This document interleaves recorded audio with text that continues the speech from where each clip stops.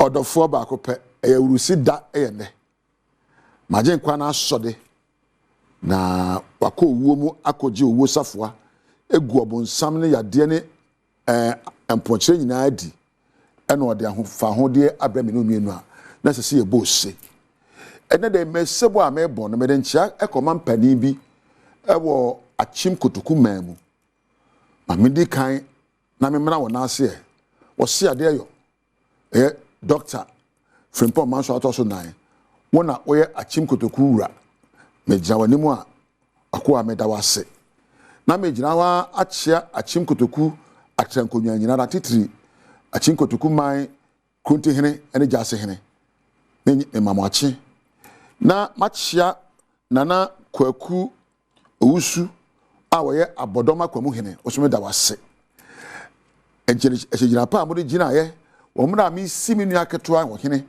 e wo nwe sumamu me kama kan say nana yeboa wo say ana me friend bafo mpo wo say hwede a otoso mienu yesu manyina me chiamo enede eye ni yesu atrakonwa busua pani ana empo wo ba hema me mamo nyina ache enede yesu man se da modi yachi ade ohusebo eta ya kire ema yedu odan mamu ne ye pa ye hene na yenya ohene foforo e wo yesu mamu no ema ho sepe entimida yesu man nyina ase na mo na me di program e hye mo nyam wonim se yesu wuye matrasi din ahwe na brabom mahwe abrabo obebo na brabo mu mahwe emponi wuo se de oya ahobrase ma ni wuo na mahwe ni wuo enso de mu na mabisa on se ejina ho made. What does the death and resurrection of Christ symbolizes to you? You can say yesu awo sorry a asechire e wo ho e de ma osen ene se be ware foforo ene se de na abeyo na so obi ahunu se yesu ewu asode ama me de yesu wu sorry and me fe no. So when I look at the life of Jesus, when I look at his death and resurrection, one thing comes to mind, that Jesus came to symbolize a fresh start for me. Jesus came to offer freedom from sin, and Jesus created a new pathway for a new life for me. So nyama me nsa me hu yes yesu be ma me ne say de di kan no odno ho bo afode e ma me. He offered himself for my freedom. And I'm found the name on Kwasumu. Tosumienu, a woman said, I'm a jai bonnet. Tosumi and son, woman said, will be a quine, I'm a man yakwan fufro. Minim now, offer Easter, Minimu said our friend of her. Yaka Easter, a drama dear bacope. Am I a boy and not Adam, obey Yasano. Sabe, obedi some money be a chair and go pong. It's in a year. Even to make a one say baby or say and your man at the bonnet by any other cabo with the bonnet by no me and we are 1 year sweet and Yanko Ponson and Yanko be boo and attain and I'm a bonnet new woo baby I say and say Adam as if we the engine I go see your bonnet there but maternity or that bonnet if you are that Nanti ye bonnet be doom pempen so be on Yanko Pon say 1 year be and found bonnet by my yana quadenya or Ghana. If I'm not here, one of my dubone, sabi a be a red, and she be a black, and never kumuno. A bit of my petition upon you, sabi a be a way at a tap on some. A plant been a noa, as a subject of right emperor, so come a bit of punipa. Casapen fee no ma, and not adocro ye may, and I used to be waji. Say, ye nyai san yama enya, and yes, you wouldn't sodium. Near as a children say. No ma boni ni o me fia ye nyina wo memu ha tete garam se kura yo no o se ye nyai na mrante emfa se kan aso ne nkonkura se nkodo na aduane mra na mpani emfa ni die man kwada na nkwada emfa ni die man pani na okunu eno ne yire na oyire so no ni kunu nyesa wo yire na akotwempra nyesa wo so oba na ompra fo be edu eye se ye de ma wo ne honam na agenkwa ne ba ye oba no ya me ka se ye memu nda bia da ye sabo yesu asenduam moma ye nyai ne asenduam ye bo no ba ko so de ye na enye ba ko passion so de mayen na ema ye free boni mu ye nkuro so ye bosua mu ye mro ne so ke ye nyina eja ne ma ye yo ne afa yesu su ayesu a anka ho beto ye ne ene de amri ja won se bibi wa pesa wo yo a ka kire ho se me fa yesu su aye me su yesu ni su ne sen wakakasa ema mframoto din wakasa ma yade ekọ oye ne ye mabuafo nante ni frani hu ade enu nti se wo fa Yesu su a na wani afra wo sunsumo no mama na bie na dai na empo de abubu abrabom no ebe so de agina ho ena de awu bia no ebe so de awu Yesu bampa oma ya timu ye ni standard eni any values oye papa ni yeso atwetwe na mo ye bone ana ebe ose eyensam twadwumai eya ahensam eya memu mpanimfo na nyina anu twa tentententen hensam fata sabe bone ye ketase ne kro no ayeyo ne memu ano moma ye nyina mo na asendem na enyan ho na Yesu wo ibeba mfaso amaya ene se ebe sinkete ada Yesu su a eye wodo etu ho ache pepepe yo etemumre ene bone fache ohunu ene se edi ye kan odofo o Yesu nam sini wa babramu a emfa se kwaso na so kwasore usuban na be kire se o Yesu nam sini nya so na wokọ o kire wodo utu hu si wo ya de papa mu obi utimu omre e wa kwan be so na obi obona de che na pepa boni firi wa adwini mu sa ene be kire se Yesu wo na ba faso ama ho. Let's all embrace the Easter with open hearts. Let's embrace the Easter with readiness to accept new opportunities to grow and to become better. Aha, ena meja wo. Eme ho sepe. Se onya amre hwe me.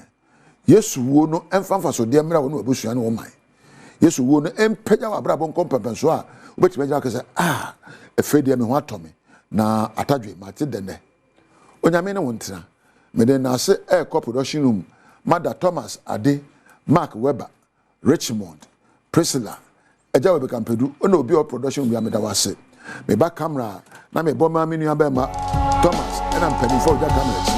Na sound na say new time me di osmosis and a pump. I am Mickey, me da mo nase, MC a, floor manager, and a Empo, Eugenia Baby, makeup artist.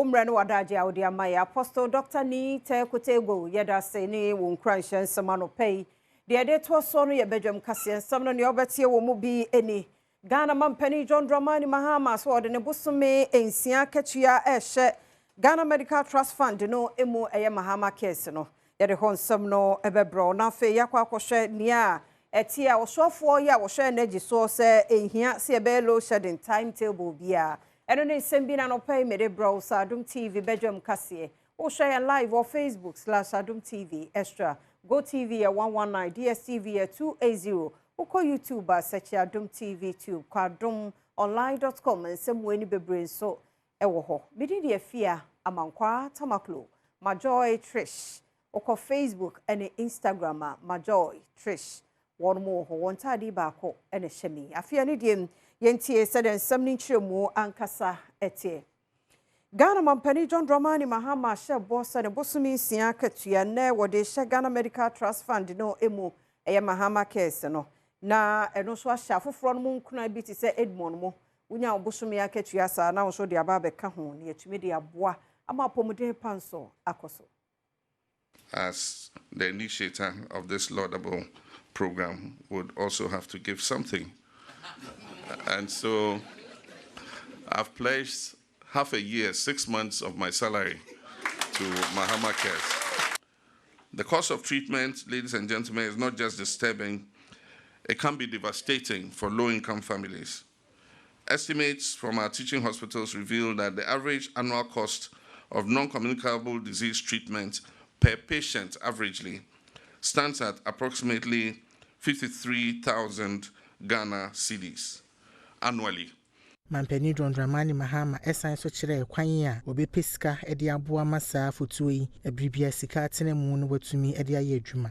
The fund will operate as an independent statutory trust governed by a board of trustees and supported by a dedicated administrative secretariat, third-party administrators and patient navigators to ensure transparency, efficiency, and a patient-centered service ethic. Initial projections suggest the fund will require approximately 3 billion Ghana cedis annually over the first 3 years. And as was said, the main source of finance is going to come from the NHIL, the uncapped portion of the NHIL. Yet was so. O my muso for your hair in a mahode who some so John Janapo, so my Ghana, ye low shedding. Timetable be a war, yan cania ye ne, in an so, do not so, do not so near Diano. A muntia walkasano, Cassi Ediba. We do not have any excess capacity. And so when one plant goes down, it creates some immediate disruption, which means that we need to work around the clock to bring the plant back. But when we bring the plant back, we are able to meet demand. And so you cannot publish a load shedding timetable when you are sure that you can be bringing the plants back. But the truth is that what we inherited, we have no reserves. So afọ ne kasa ye mu no wodi tu mu se e ha dwene pa se nyina mahodi no enyina so esan se ya na de how bebre ebre manfo ne so wodi atomanfo nyina enemu se. And so that is why we are working around the clock. But we are confident that getting into the next few weeks and months, the remaining plants that were down, as we work to bring them back, we'll have more redundancy. And we'll have more redundancy. It means that when one plant goes down, you can switch to another plant. And so, like I said, as of December, before we took over, we were shedding load more than 500 megawatts. Presidential candidate won fiem pinoni edonu and MPP amanyoko ni dimu ye kanema mpani abedi eche Dr. Mahmoud Baumia ne na wodi bi ma ban ye wo ye nkane ya ntimi nyina ne na sui na no achi nso bosha ahudo bi a wo bonto pema mpani no hyehyɛ ye na so ene won huso emu nsam ene sese na ekoso enesa na do somewhere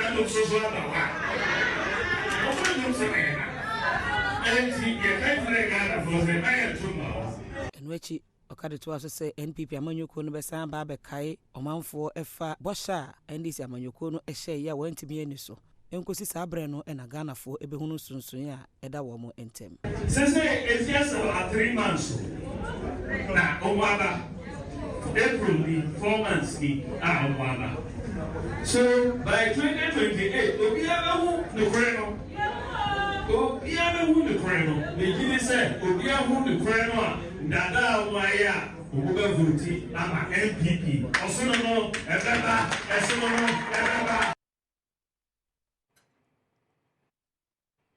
Yatwa Badwam Kasiano so na beto dwa se enipakuo bi a wosiso se woye bambofo na wo mo ye adwuma wo hyehyeye a won susu se amanyofo panifo bi na ahye won se wonye no ene excavators bi a yaje afri woniafo ensem a yede akọ depo Forestry Commission wo kumasem yeso wo musesa edi free ho no ma munsem eni ohwe excavators ahodo a National Security Service wonom agi free omanfo a wo se yemfudie ewo galamse ho ensensem a wogini nyina edibegu Forestry Commission depo no wo Asante Mantem ohwe excavator ya omanemi se excavator baby a efri eni baby a omogie ni nyina no sede ebeye a wonom ede assembly kopie kwoto a omanya nyina so bi agina se nei ewo eye regional depot Forestry Commission Asante Mantem no ebinum ye omadwe se ka wo mo ba befa eye excavators no afri eye site ede akone so no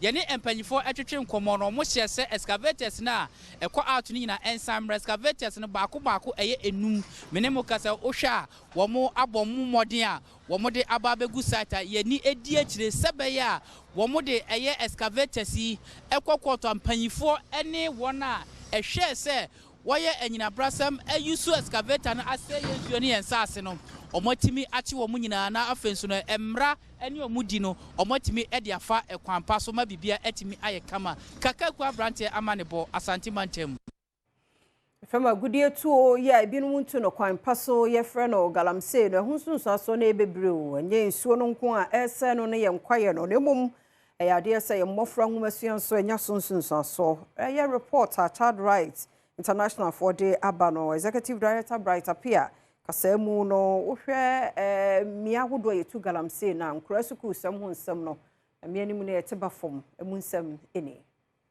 Average school enrollment rate, about 93%. Me jidi say e wosoro. Na woba famo ba be hwe a year, o hwe for instance, omo ye galamsey na the enrollment rate between almost 5 to 12 years 61%.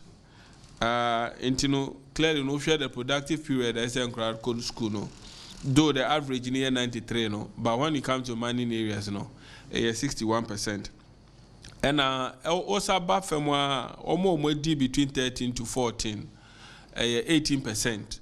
And share almost between 15 to 17 17%, which clearly shows the more na enkrano ko mani mo modisuamu no the more so na almost omufi classroom ekope the same adwuma ye wo galamsey mu na eno no enyansusuaso bi wo abusua aketua abusua ye adwuma aketua onya on a monthly basis, because also the average income earnings of the average the same household our mining areas now 877.90 pesos.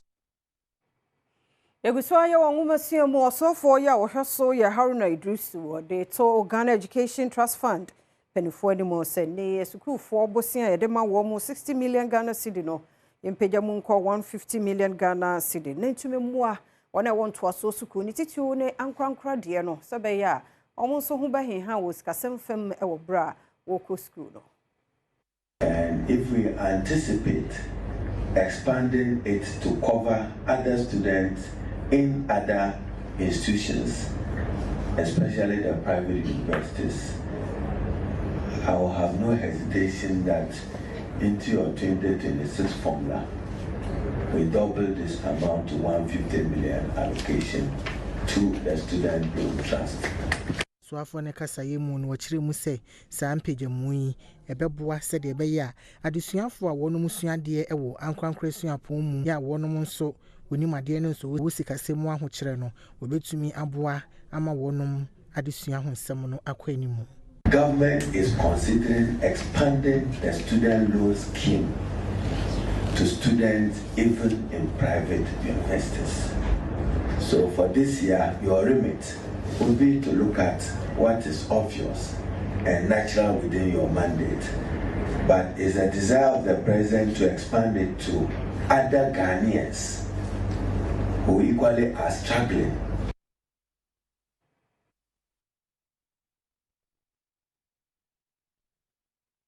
Bayanto aso na owura bi a wonya mfie aduanan mienu Nicholas Tachi Emil nei make say internet na so de wabubu asi fom kra fi so wogina enafua miensa so aware mma miensa e wafutu won finfin mantemu na ne kasa mu no so ware ma dodo no ebo ma pressure e ba fom oyezin ana medin ka kameso oye asendua owo ma botum wayade wa asua ntino ebia na ma afatre munkutu fu de wo so ka fatre na mo botum asua da ono hwemesa beya ebe muto bi afo de mefo wotre no so no asomdwe ba manse be mu tom papa ne bo na ben wenya blood pressure why don't wewu because ni krubi ye do oli show na la ne bo na abofo na yi wala mnyu kasa na problem bi ba bo na kro so acheche mere enwachi adom kase ene emayi atwetwe enkomo okire mu se ginaye a wonkunu esi yeyi wani eje ho percent wo de afutuo ema ewo man Ghana mu emro de chume ne mu no ene no de nka kan no sabi oni obia enti minumi nka se omaya me ho ade na onja mienu ana se onya me ho ade no onja baako se na okan no me de ahopre nso oken oye me de do baba ye ho ade because onye obia na woni no wa wo ye no ho ade se okruye wo ma another odo wo ma bibia tumi wie peye mo frama ne mponti ya kan bu mama yetumi ahwe mo frama na ebusua no akone Oswafo ya washa youth development and empowerment so ya George Opariado na wade to wona ka bi wo mu aban ene civil society enim ne wona di akotene ekowas nso enyina yenka mo ma nia ma betimi aya abo ama magu nso agina wona so wonwuma mu no e wo se edema wo mo ene ekowas golden jubilee HCD youth conference ene wo ka say I call upon all stakeholders, governments, civil society organizations, the private sector, and international partners to deepen collaboration in crafting an ecosystem that nurtures youth empowerment and human capital development through the ECOWAS sub-region. As we engage in discussions, I urge each of you to contribute actively, share insights, and collaborate on progressive solutions. Together, we can cultivate a culture of dialogue and action that extends beyond this conference. Representative Kasama ECOWAS Commission enso edito ebibiman enim se womo ehwese womo behwe eye emebunu enkanko. Dear distinguished guests, ladies and gentlemen, in conclusion, despite these challenges, ECOWAS is poised to engage in partners in pursuing the human capital development agenda. Clote Kole Mrashe Bejani Zanato Rollins, de to Ghana Fonine Nimo. Yanya no kwari foni enti ohun si hopa wo yenwuma hodo emu ayeye. Ene job fair ya wono oyeye ede amma na bato mpesua so no de afutu etuja. Advice na me emano was that wo ubenya sa opportunity na akoye adwuma no. I was so ohun se wo na oye ambassador no ema baabi a wo free. Nti wo kono koye wadwuma no na ye ne kama. Ekrono no attemdidi a ye de ye adwuma no de se wo fa sa akwan so na menko ho company bu na okoria de a eye police case mint me be pancho emma obi se wo munim se wo nom nsapa no se wo ko interview am yes sir menko ho men nom nsa enko ho because wo ko na wo blow fumes it's an immediate cancellation of whatever you're going to do there.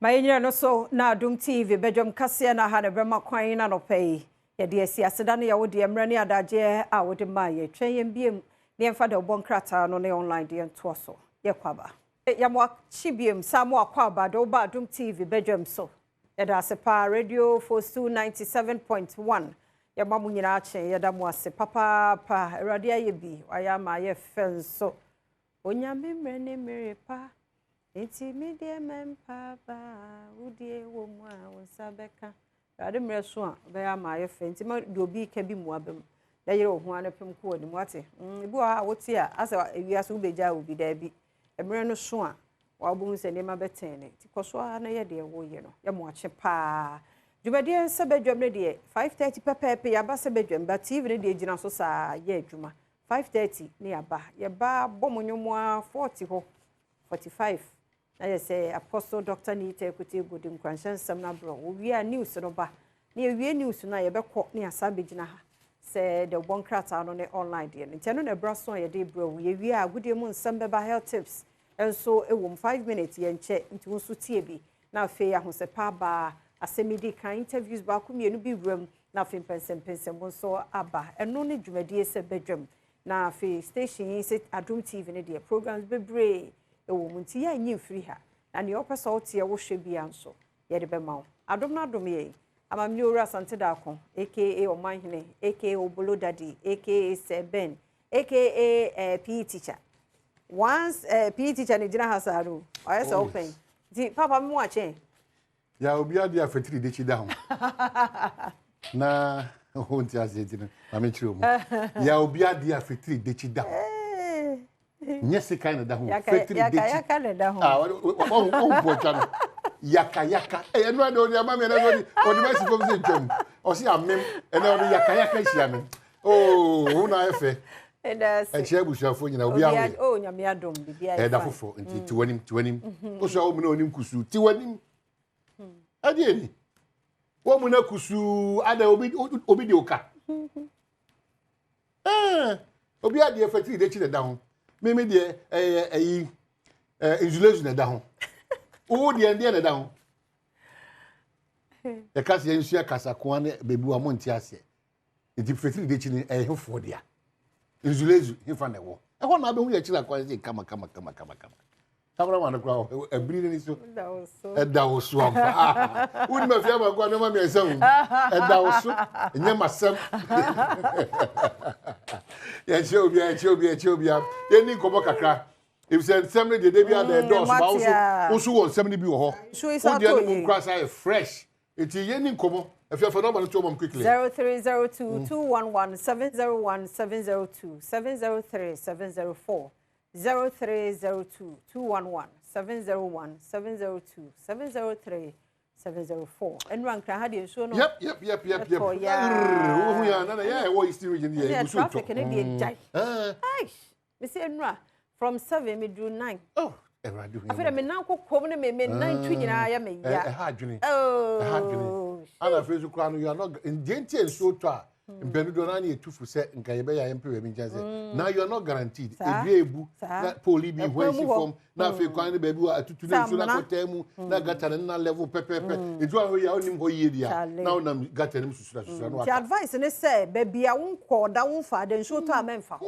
because obi oba say nsuo na to traffic nti obo zirem ara no akoto amene zirem ekwan ya wonim so zirem nsuo to amenfa so yesrem a no de you know lodu achi say aju ahu ya na so won so obo kasi kwan mu na aka na ba bia aka ene omo nam ensawam kwan hey won ka fra wate nti yesrem a afutuo pa na odi ama no nsuo to unim kwan no so a pe ba bia ben woni manim ya na jira kama very important okofa kwati kwan bia ba won susura na afia se fofo na abodi abaso abodi anopai ye moache Mejusuni ni efia. Yeda se papa. Yentie we o headline. Na mpache mo so moto sen yo. Erade adom ye nkwane ahoden. Na abodi de bia da ye fetri de chi ni zulezu udi na dia. Wa uni abodi ni meka se fun kokko ni road. Abato twen yo ha. De bia da no. Nyame adoma de chi bio.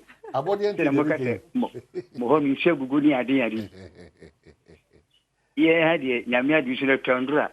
Ye de yi pa nyankopa adoma ade a chere for brady wom nanso Ronnie said, "I'm going to you now." I don't know. On what can you pay? If I'm going to Ubuada.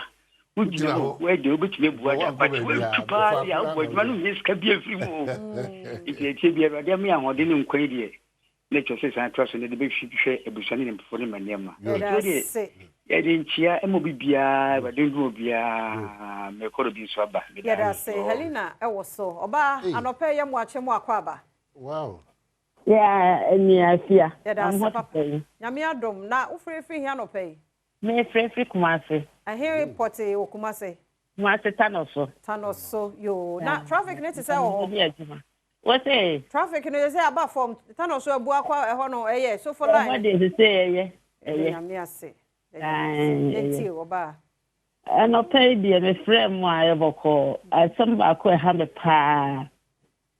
E dey say sa nkofo yo mabebu ye kuro mu he mama mali to ho afu nkra no mete pa o nti we de me stamp ni fo a o mo ka bi o ma so mo ye ho adwuma ye bi se o mo kwan ba mafa so bi o me san de o ma ko me bi e cho ye de o mo ko ye aban ba ko che mo no e penso no e na so mo san ba kura atete mete any fear woman ye. Yada say Helena, ye serious. And no anima.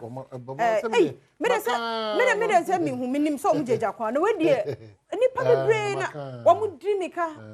Ana ye prosper ka say. Omu bus bus cars na nantwie wo mu no. Omu hwehwe ho no maba. And we dear no no. Omu bua for so take it serious. No, some is serious. We I think say either gender and be a security for. Penny for there, Munya bibi, Gukwano Hosa, Bebre, a man and Koranke twa. Oh, so fresh. Fresh what? Now cry on yam no kwan one a kwan water in a kwan. Won ye a dear pan but when it's removed. And penny for Yahoo, too much. Yes. You buy any good your mother breeze. So I remember bunka. Yeah, we shall have any. Wababa Kumi and the edge of Mono to kwan. And your fair. Almost so papa. No, Jenny. Where were them? Why you know? Some who are or the pressure. Hey, muje fia mankwani ya bi. Sami waso. Sami anope ye mwache mwakwaba. Muje me fia mankwani. Meje moso menu aba ene menu abema meso me mama chi anope. Ya da sia papa. Yo, mama fe fidie so na me chi a abeti FMP ona bo bra champom. Na Sami abanwe by one pe position mama.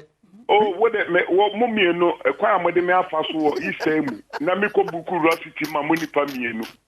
Na mama mbeda ho na ye meka no wo san do ho ba mo mienu deputy minister for information and deputy minister for health at 2020 that post me be mamo na me ko buku rosity mamu na mo bo meka almost 20,000 na so ka je say ma ye bia ma nto de kakra wo ho nto de ye be ka ho ahye ma me fa fidie so na me chi a me boss ona bra champo be ko obia Yankopon ka no no ma na hoade amu eden edin na mu mienu de Ghana de meka se edamakoma so mu TV station mu radio station Yankopon ka mo ho papa na abetifi de boko that's the mu mienu mu be post 2020 mo brede nye kwada na meka se ma de Yankopon ka Saka wana so. Uwe saka wana ade kese ba ko pa wa se kan wase. Saka wana no pe mwache mwakwaba. Isa afia ni minia be ma 10 gram. Tembia mo ba se mo ma kan say God bless Ghana. Yes. Midia ne saka wana midire hu hia me pa me kasa free asinkegwa amanfi west. Okay. God bless Ghana. God bless Ghana. God bless Minia, it's only the how is a city guno. Anabi, madam, I'm what to me from. Like I can't make any say. I think you go galam say now, or my you know, it met ye galam send you on Ma, this time around, no. MC Fufa, you know, or your bar, Please, honorable Pesla, look. Say obiba neso obeka che yese obeka che ne say not before is your family we gan ho a nya onto na dim because I don't know mo ye no yes enye so the how say you know nya ma bo e ban san so onyi nani ontimi nyi nani o se so ko fe no ya twini pa na so na ye boa ontimi nyi nani enti mo so mo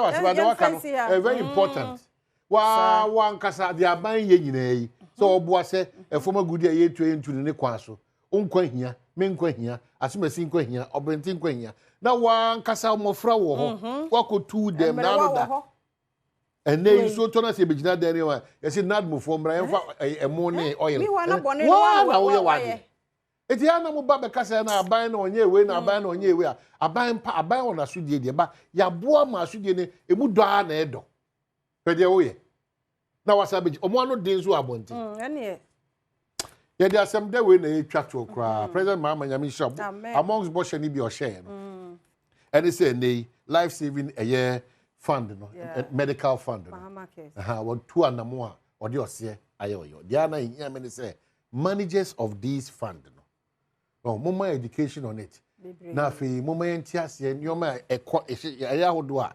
ehihye sa fund yi cancer kidney cardiovascular so atiase na no so ankọhye kokọ bi na ase nipa kakra bi na ehu za nimdie no a omunya ho mfaso de ti president mama anopedie ehira especially the rural workers day no you know we are energy sem kese be kwa Ghana fo nyina na adwuma fo nyina asema edepa e be share me say yare be si amra no aso na make us tight security ubadomonline.com a menhia palace of because boko conflict mediation no kasa na fe na hwase enti bambo mu odin ko menhia palace a ene pedifo ejemu agu ho Celestine Donko husband to sponsor education of DJ Awareness children. Na say ya yenu abema DJ Awana wanya no baby ekro ne ma. Dum tuni Celestine Donko ni kunu Kofi Donko.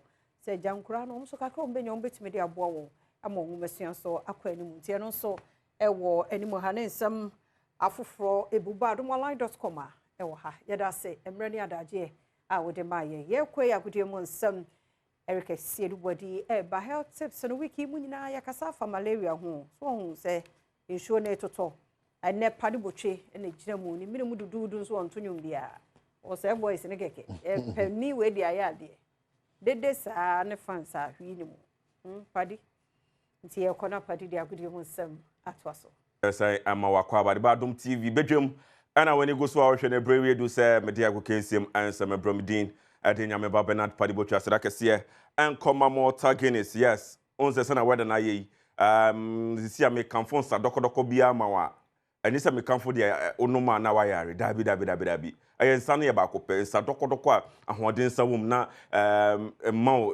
vitamins ni bibia aye mortar Guinness anopai eno na me kanfo ode ma mesrew se opese wudiem esitade a ensa me kanfo no pe ya aye dokodoko aye mortar Guinness aye Ghana ye nyama bia yakeka boom aye nuaduro ene ye de ama wo se wo so bo no pe na ho esisi wo so se weda no emu ache aye cold wo se ya na ye nkwa ye da no ye nya mortar Guinness bo no ye sori ye bo eduma ye bo no wadre wados Moses mo so ma ware itomu se nya bom na eduma no so mo ye ni ntino onya Moses se obekwa no pe obebo no pa ba ko ewia obebo ba ko enumre obebo ba ko okodan so no wasa bo ba ko nti osmo the whole day obo Guinness 4 ntino yes we ware se osmo abo 4 e dey bebo be 6 and 7 na the cameraman so dey omo tie num 2 because ya na musika sem no enheda anya heavy ntino num 2 a no ma okay nti bibia be fine mortar Guinness asira kase en komom na bibia de omo maka Franco Training Enterprise so me de omo asem ebro and afen so no djuma ko ba ko MNC Group Global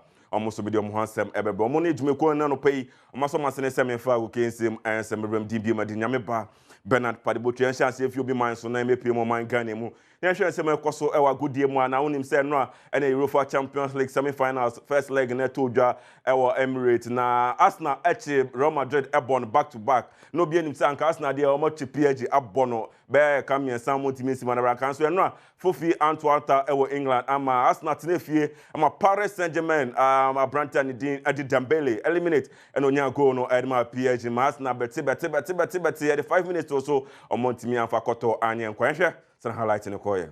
Copium our England and run 9 year fedia grow. Yeah, Arsenal. Kofo call me over 1.5. And so I'm false. Moses says, and Arsenal, dear son, come winning. Now, Saponis. And so say, where the Arsenal, dear son, a simple cry. Into the Bibia, Ebercoso. Now, on him say, PSG winning the first time I watch Arsenal Bono. As in, or Bono, as was channel. I draw, Nasna share, draw, Nasna share. As I can say, I know Omkuta records, but I know Fofi Antoine times, and the first time PSG bought Arsenal international, so now last 6 matches, no, at the Obeka 1999 war, 1-1, and Omo Boys, Arsenal 1994. And so no 1-0 and Arsenal born on September 2016 so no acquire 1-1 and after November 2016 return leg it's acquire 2-2 na 1st October once Champions League started this year boy and last year mo Arsenal PSG born a community no be him say Arsenal there you see on PSG ball upper hand na inside than so year pan so no there PSG ni Unai Emery and then branch and say dabi omontina ho amade bia and just say kosa nti no PSG ebechi Arsenal ebon e kaba ko ntimi nsi maraba return leg no ebaba so nyame adma next week Wednesday na bibia akoso ye hwe sisi a PSG na ba ko si final so won betimi abon homode na bibia akoso a nti Luis Enrique enen brand no ayi radio mo boadwuma edema PSG Luis Enrique unso no the last time Barcelona edge Champions League no ono ene bo Barcelona emomoji okoye no Barca ntimi Champions League ni biem nti na fi ye hwe so betimi ene PSG aye dwuma na so omoji a branch ba ko be hye ye pa ye Kylian Mbappe yes e be hye ye pa because na bre so okoye koye amfa na dodo na se enye ye bra Galacticos University na beje na so bae no eno so amfa until se PSG dia ebe ni branch ba kwa be ni ye on abrabom ene parents branch and the Kylian Mbappe eno se ma ko yen fi on yen dan yen fan chance from nyame adoma ne enso Barcelona and Inter Milan yes and at about 7 p.m. sharp. The live commentary be Adom 106.3 and I so Asempa 94.7 na Washington so Edema Guso Obi man so yenda in Infantry Real Madrid the Galacticos. Unim say na watwe wie na omone Barcelona the ball Copa del Rey finals na in the month same be Brante Rudiger kodi entin red card onya na playing for the Barca 6-match ban omde man yentie emu ensem. No ensem e PM Real Madrid na sira kese nkoma Franco Trading Enterprise. Yes, phones papa fie die enwane o say Nokia phone, Samsung, iPhone, smart TV, tabletop fridges, Franco air conditions Moses akoto bia boni de Moses warrior e shedan che ne 2 years mo eni nti okoto Franco no ko Franco si o ma wari foforo mma me ba kon kitikiti ye de man o form ene bo kitikiti Moses e bo agimi ensan ba ko e won bedroom hall na veso kitchen Moses nkwa Moses nkwa na ne okon ne kitchen air condition bo na say Franco unse ne bo nya de nti ogibia na de akobo sanso na CCTV cameras so obonye bi e wo ho nti no opeye chi kwan ya friend 0246422338 and answer 055-593-9311 Franco Trading Enterprise onya ewo Google Play Store now on between www.francotrading.com on between Franco Trading Enterprise yes stills phone and answer phones papa FES answer MNC Group Global your investment holding company ya didin ewe we see papa over 12 years experience in Ekuta including boy ya your delay in minerals food trading gold expert and export and office real estate logistics and office nyama bebre intino de boy ya no ebedi juma ye papa unlock your new opportunities with MNC Group and ya na bibia enkoso ye guso e wons agro pamanso ensama yen dan ne fanchen sem fufuro mu na onim se abranti anase papa ni de Carlo Ancelotti no bi enim se anka ye dantil edema one oman ni de Brazil so na ne nsama efi ho eba HS Brazil for HS as papa no twe na ntwe because we say okodi nto anaso olusu ye Champions League and any abri ye papa ntin we film amana so achi se oba fi Real Madrid na so mfi no aye bochi bi di ntin nsema ebebo ba epa se Brazil for chese ti ton time mo bre se papa mo na kasa papa waji atum se anka obeba na so no ene Carlos say se ontimi enko Brazil ni omo enkodi sanwo so ntin Brazil for epa chese nya de omo so omo ne Carlo ebe ye juma ntin o makofa papa ne din e de Jordi Jesus efi Saudi Arabia moto mo baby so mo bra na o mebom na oni omo ndi juma sanso na menya enetie so se Carlo enso on hwa no adani ni akọ Saudi Arabia na wakodi ni nkwe wo ho se ho sika wo ho yie papa sika wo yie papa ntino eno no ensama fo se papa ni se woni isade na oje owiase Moses mu nanka omunya Brazil national team nanka Daniel but Carlo waje wiase de o bia waje ntino e mane nya won se odani ni editre Saudi Arabia nti isi ade aware na nko ne Brazil ebekọ no isi a fofi antoata isi ade Brazil force dabi isi ade omodi esina eno ne nsama ekoso ye fi amanone ne embre fie ne enhwen nsama ekoso ewo fie nso a odani we ne de kire fie papa ne din Kim Lance ono and head coach Adom the Black Queens of Ghana ne ono so the 30-man squad ade abetu dwa won say ye siesie ho ade a kire Alcon African Women's Camp of Nations so no intino papa ni didi Clemlance at the 30 players area to Johnny Yenhwe sena squad na at 9 fambro we say goalkeepers no omo yade omo bom ho modin ye papa experienced players be brave so e wo msanso na intino say na squad no at Cynthia K Neba so goalkeeper ejinem msanso na afi Amenuku enso ejinem na Osman go abayiwe enso ejinem osiakan edema Jonina ladies Rose Tay ba enso ejinem sanso na Felicity esuoko enso ejinem ana Aisha Yakubu Susanna Kunedu Sarah Kulibel enso ejinem na Justice Chineboa enso ejinem ye papa abayiwe upon humode na Mohammed R Motiti enso ejinem Elizabeth upon sanso na Prince Patience P Kodok abayiwe esiakan e trousers for and obi man so nti abranti abayiwe abayiwa Kim Lance enini dini ti papa watch no edaba Black Queens boboku ni ma ye hwenim se bibia be koso na wasone so ne wonya ne final squad na or they call out kwa sanso na abayiwa ni dini Mohammed Wasima enso ejinem na Abigail Apia Deborah Afriye Helena Oben Sasno Yakubu Fridua Nancy Amoa Mapaywan so and the Princess Mafo Princela Adobia, yes, one of the fantastic players Omachi or Black Queens Modern Bono Mafini Afibia no modern Sansuna Bayo and the Alice Kusi also Bayo Bono modern Celestina Boy Ibrahim Asana Grace Enima Sansuna Bayo and the Abdullah Bintu Mariam Yunus and also Yab Abrefi, Abigail Tutua and Sandra O and Sammy player Bakwan, Menidi Nechi, Papa Sandra O and San and so Letitia J, Mary Bekon and also Sarah Nyakon when the 30-man squad. Kimlans Edia Tuja say Bono Humadin so best on so na Bibia Akoso Edia Mom now. And then if I change some food from na me can for Samsung Mortar Guinness, yes, Mortar Guinness me can for the man no pay. Also you be go you call ball if you see your highlights and me bobako na me chese easy. E mo kama tunya no say wa ball egu mene mu na bibia koso. Mortar Guinness there instant dokodoko bakope na me can for them or Mortar Guinness and then any day na oh yeah outdoor oh yeah naming then now yeah osmosis ese obeware Mortar Guinness no dey serving na ho nyina on ton instant fufuro bia and saponis on se nisika sem na en sheda anya yi sa it no Mortar Guinness no tie ball instant fufuro bia wan hwa na wada bebre enti no me can for Mortar Guinness any other man na bibia akoso na watch we Ghana Premier League match day 38 baso na nyefedi agro Ghana's version of their classical but yen to the super clash na build up Tunisia aka enda makomako enan na de ni nyina hye so na match bakwe mobile tin ye class of folk any Kumasi Asante Kotoko na dodo na any de chien so ye ni etiechi papa na kasamafo pehini ede mahaso folk Kwame Opare ado ede atoja se hwe ahene ha afi Sekotoko abom baku mienu miensa enan ato so back to back there amount na ho ma kotoko emboni entoso enum na mo afi there oma bom ho yie papa esie e che Kumasi Asante Kotoko.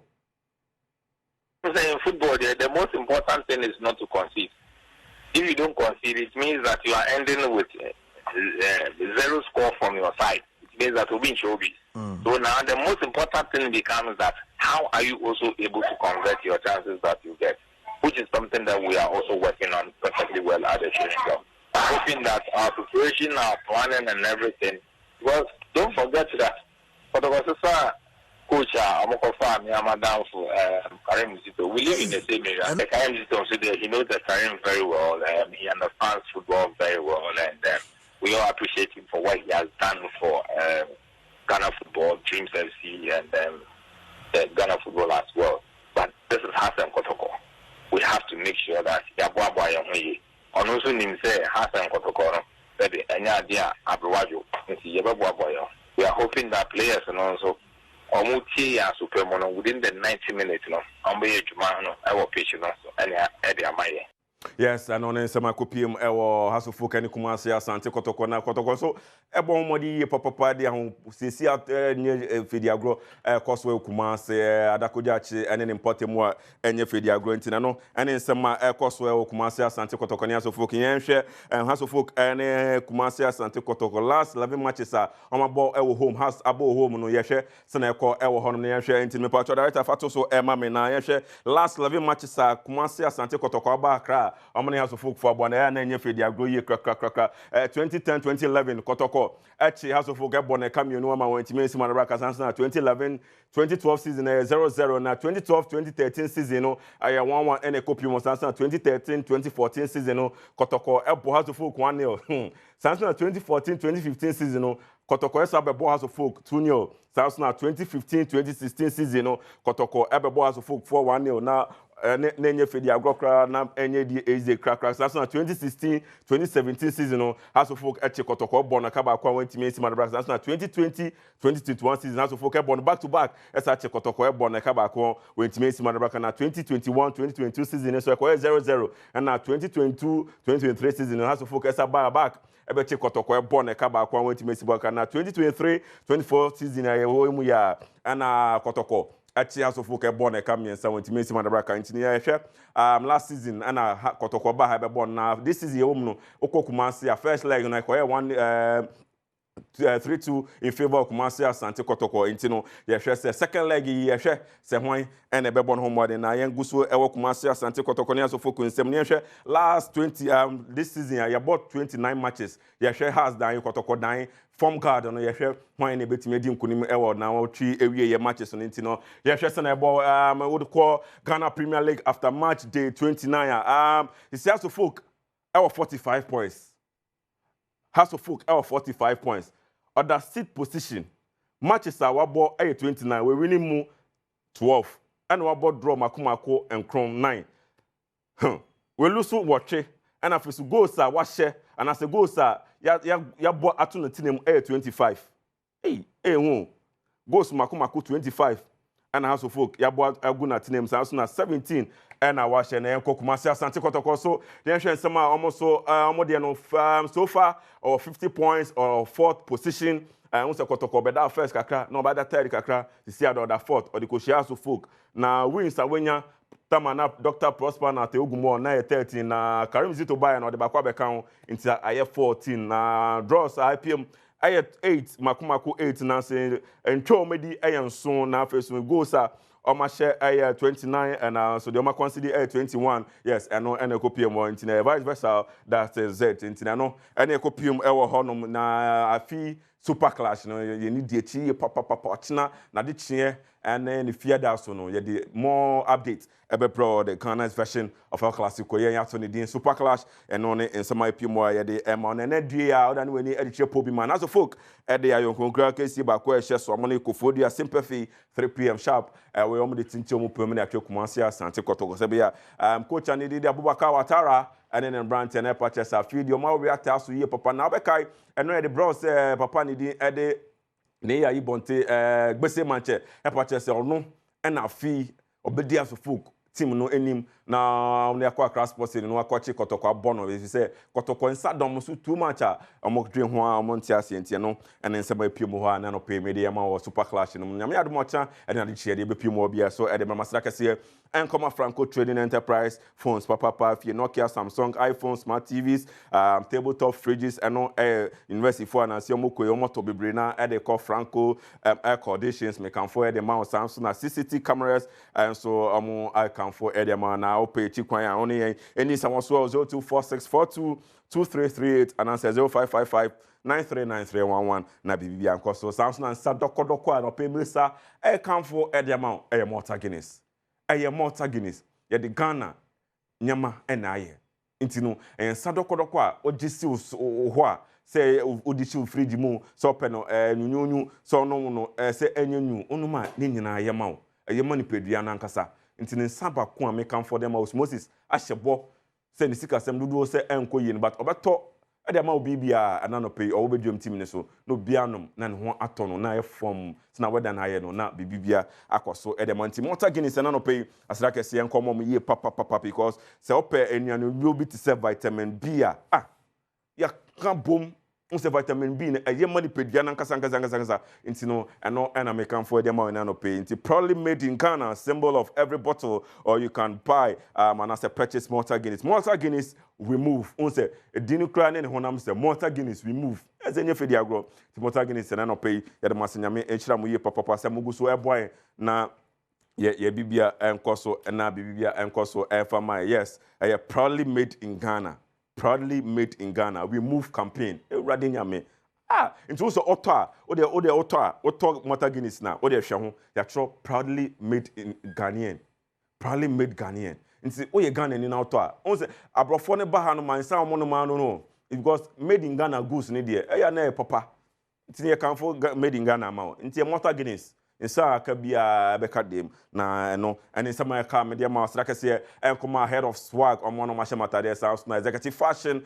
so Jumeko ba ko almost de bia omo shemata na face so Lady Faith collections sra kase Encoma ma ha ana bema mo kwa na me de akokensem SMS na so nkofo ba ko a de bia omo hwa Adom TV Reverend papa ni din ede osofo a unse asori Methodist no de bia omo nitua Adom TV omo hwe sa na omo se revival omo de hwe so osmosis ebe kopie mo ho osmosis ya no pempa ebo mo nti revival na hwe ase akopem fiada no osmosis odi ho jim ɛwɔ chance awɔtwe Pratt Memorial Society na bibia enkosobra na be yen hira nti asra kase enkomo bibia cameraman and afeso me directors nyame enhira mo ha na mede mbesi me din eti nyame pa Bernard Padibotwe me sorry for health tips to us na ewie ya sister Sandy big guy so the entertainment to us aha na mede mosi Efia amankwa tamaklo Badwam health tips na ohyeno aha na edi nkomo 5 minutes sebe ya ba time benya ho akomunyuma so ti yenche kra na so behu se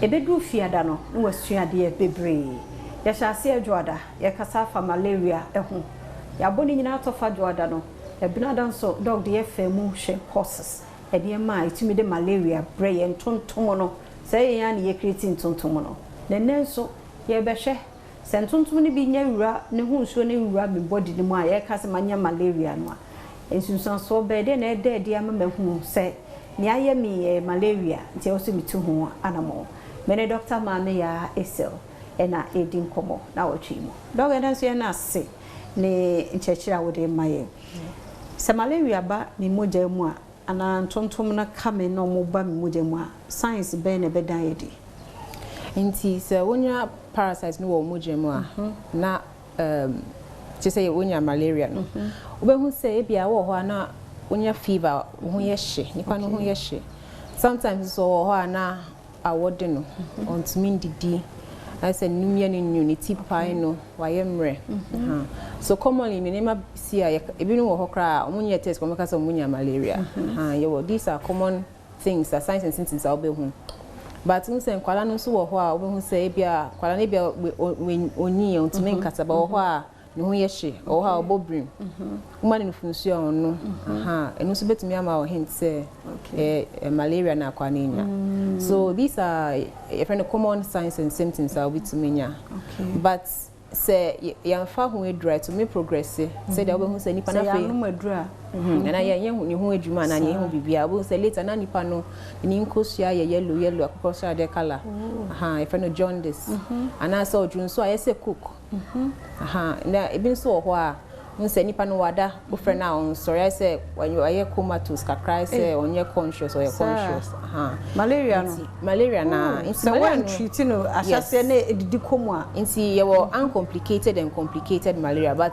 they are yetanya uncomplicated form but ebin to me progress a omunya complicated malaria once a omunya complicated a obehu say beyond sa ho hye ne atipa ye ne awo ede no ahontumi ndidi no ne fatigue na face say nipa no eni nkosua ye yellow ontumi home papa ejunso no mu asesa enti eno sa no sati hu no sa it's progressing to complicated phase since we na ya ye hu say nipa no onya malaria na eya ye complicated wow nene say malaria no ne hu ba ye mu no bibia sa o say unse malaria na ku nkrofo e wo rural areas change ye wo in crimes ye wo in cry ya na ye hu no say ABB because offer her pharmacy or her offer her obenya baby obey test nti en shedan hu ne severity but wo baby a ndro no ben woni access hospitals and ben hu say ku nkrofo once na obedru hospital bi akra na we do complicated anti malaria kumba ma na nkra ne ma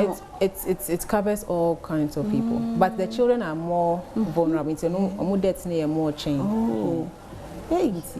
sa anti malaria na cheme a eni kwa se me ye me hu adura na enti enu ni problem ma ye hu am for self medication enu na am for tie some for say malaria no omu ni malaria ni momo enti omu ye familiar omu hu signs and symptoms no afedro but fever bi anya malaria headache bi anya malaria enti ideal thing is say ben hospital if you are malaria but bo ho a plasmodium parasites dodo e woni mu enye de edro obenuma e beboa no e wo so nko na ema no de be fa ne ntini mu nti uti fie na wo no fo say o ye wo ho bibi wo so nko hospital na yenhwe say e say maybe uncomplicated malaria but e bia dodo say na wo a severe form na say wo say yenhwe mu nche na nche de wo say yenye fa ho but uti fie na onum dia ope bi wo ho a complicated obi ehu ebe hu kra na e bia late I see nyambo cha ye nto aso seno so sena ochi mu nkomo ye echidi anase malaria malaria nti e di obi komi ho bia ke boye ho ban ko hospital ko check hwe yansa ke nusa me sure so wasua de tie na hu ahohye bi a wonfa no say malaria test hwe no wano hu aduru ankasa yeda say aseda ye endpoint homeopathic clinic ne dia o yare nko ade akọ diabetes ne hypertension obeshow na hu ayodene 0244867068 ochina kwa hodin ho a yehia yamo akọ baby Adom TV Badwam jumade so yesua de na watchi mu pa malaria no enye saa keke ya no fefa keke ho yehia zemenya malaria emfa entinafia nkasa enkanjere ho so wenya malaria kona ko test hwe bia na mo na didi mu akopie baby ukoni ye test wa ya hwe eno so amodu ti yeda doctor Mameya Esel ase na otwi mu oboye endpoint homeopathic clinic we are nko ade afred dog obejo so no wadi nkomo final personal doctor 0244867068 0244867068 na Malta Guinness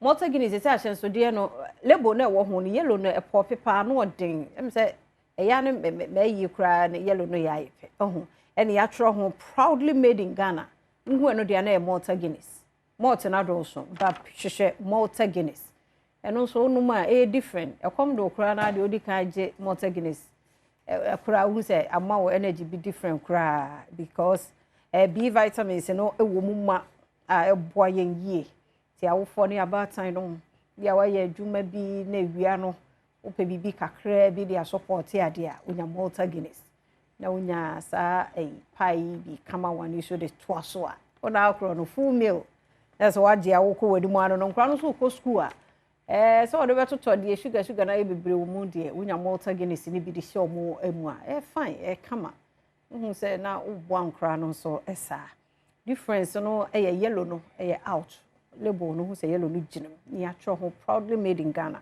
the show ko Malta Guinness a hwehwe no hu no ewo Malta Guinness remove Pure Natural Health and so na abaye say do abapa ginadwa ene de aboni tire de oboa ai Dr. Nelson Mutitia no pay ya chia oba we de oba ya nkasa follow because a dog on so bounce what egu tene ba no so follow oba pa mo achen yeah se bia boko de nyame adom mo dog on so ho ye nyame adom de nyame ase yentie Pure Natural Health 3P garlic mixture sa pepe me de encha sonko efi Pure Natural Health aso ye edema Adom TV ahwefo nyina na anopei nse apumude hu komo na yedi ebia na de nsuo na ya no hu dodo ana asa wo yare kra enye nsuo nimpo na di akofa aba na wo yare dada na nsuo no so aba be dey edo abehia nti anopei wantimi ansore ankoba adwuma so akwantu bi da wanim wantimi entu esanse ohun emfa wa mesre wada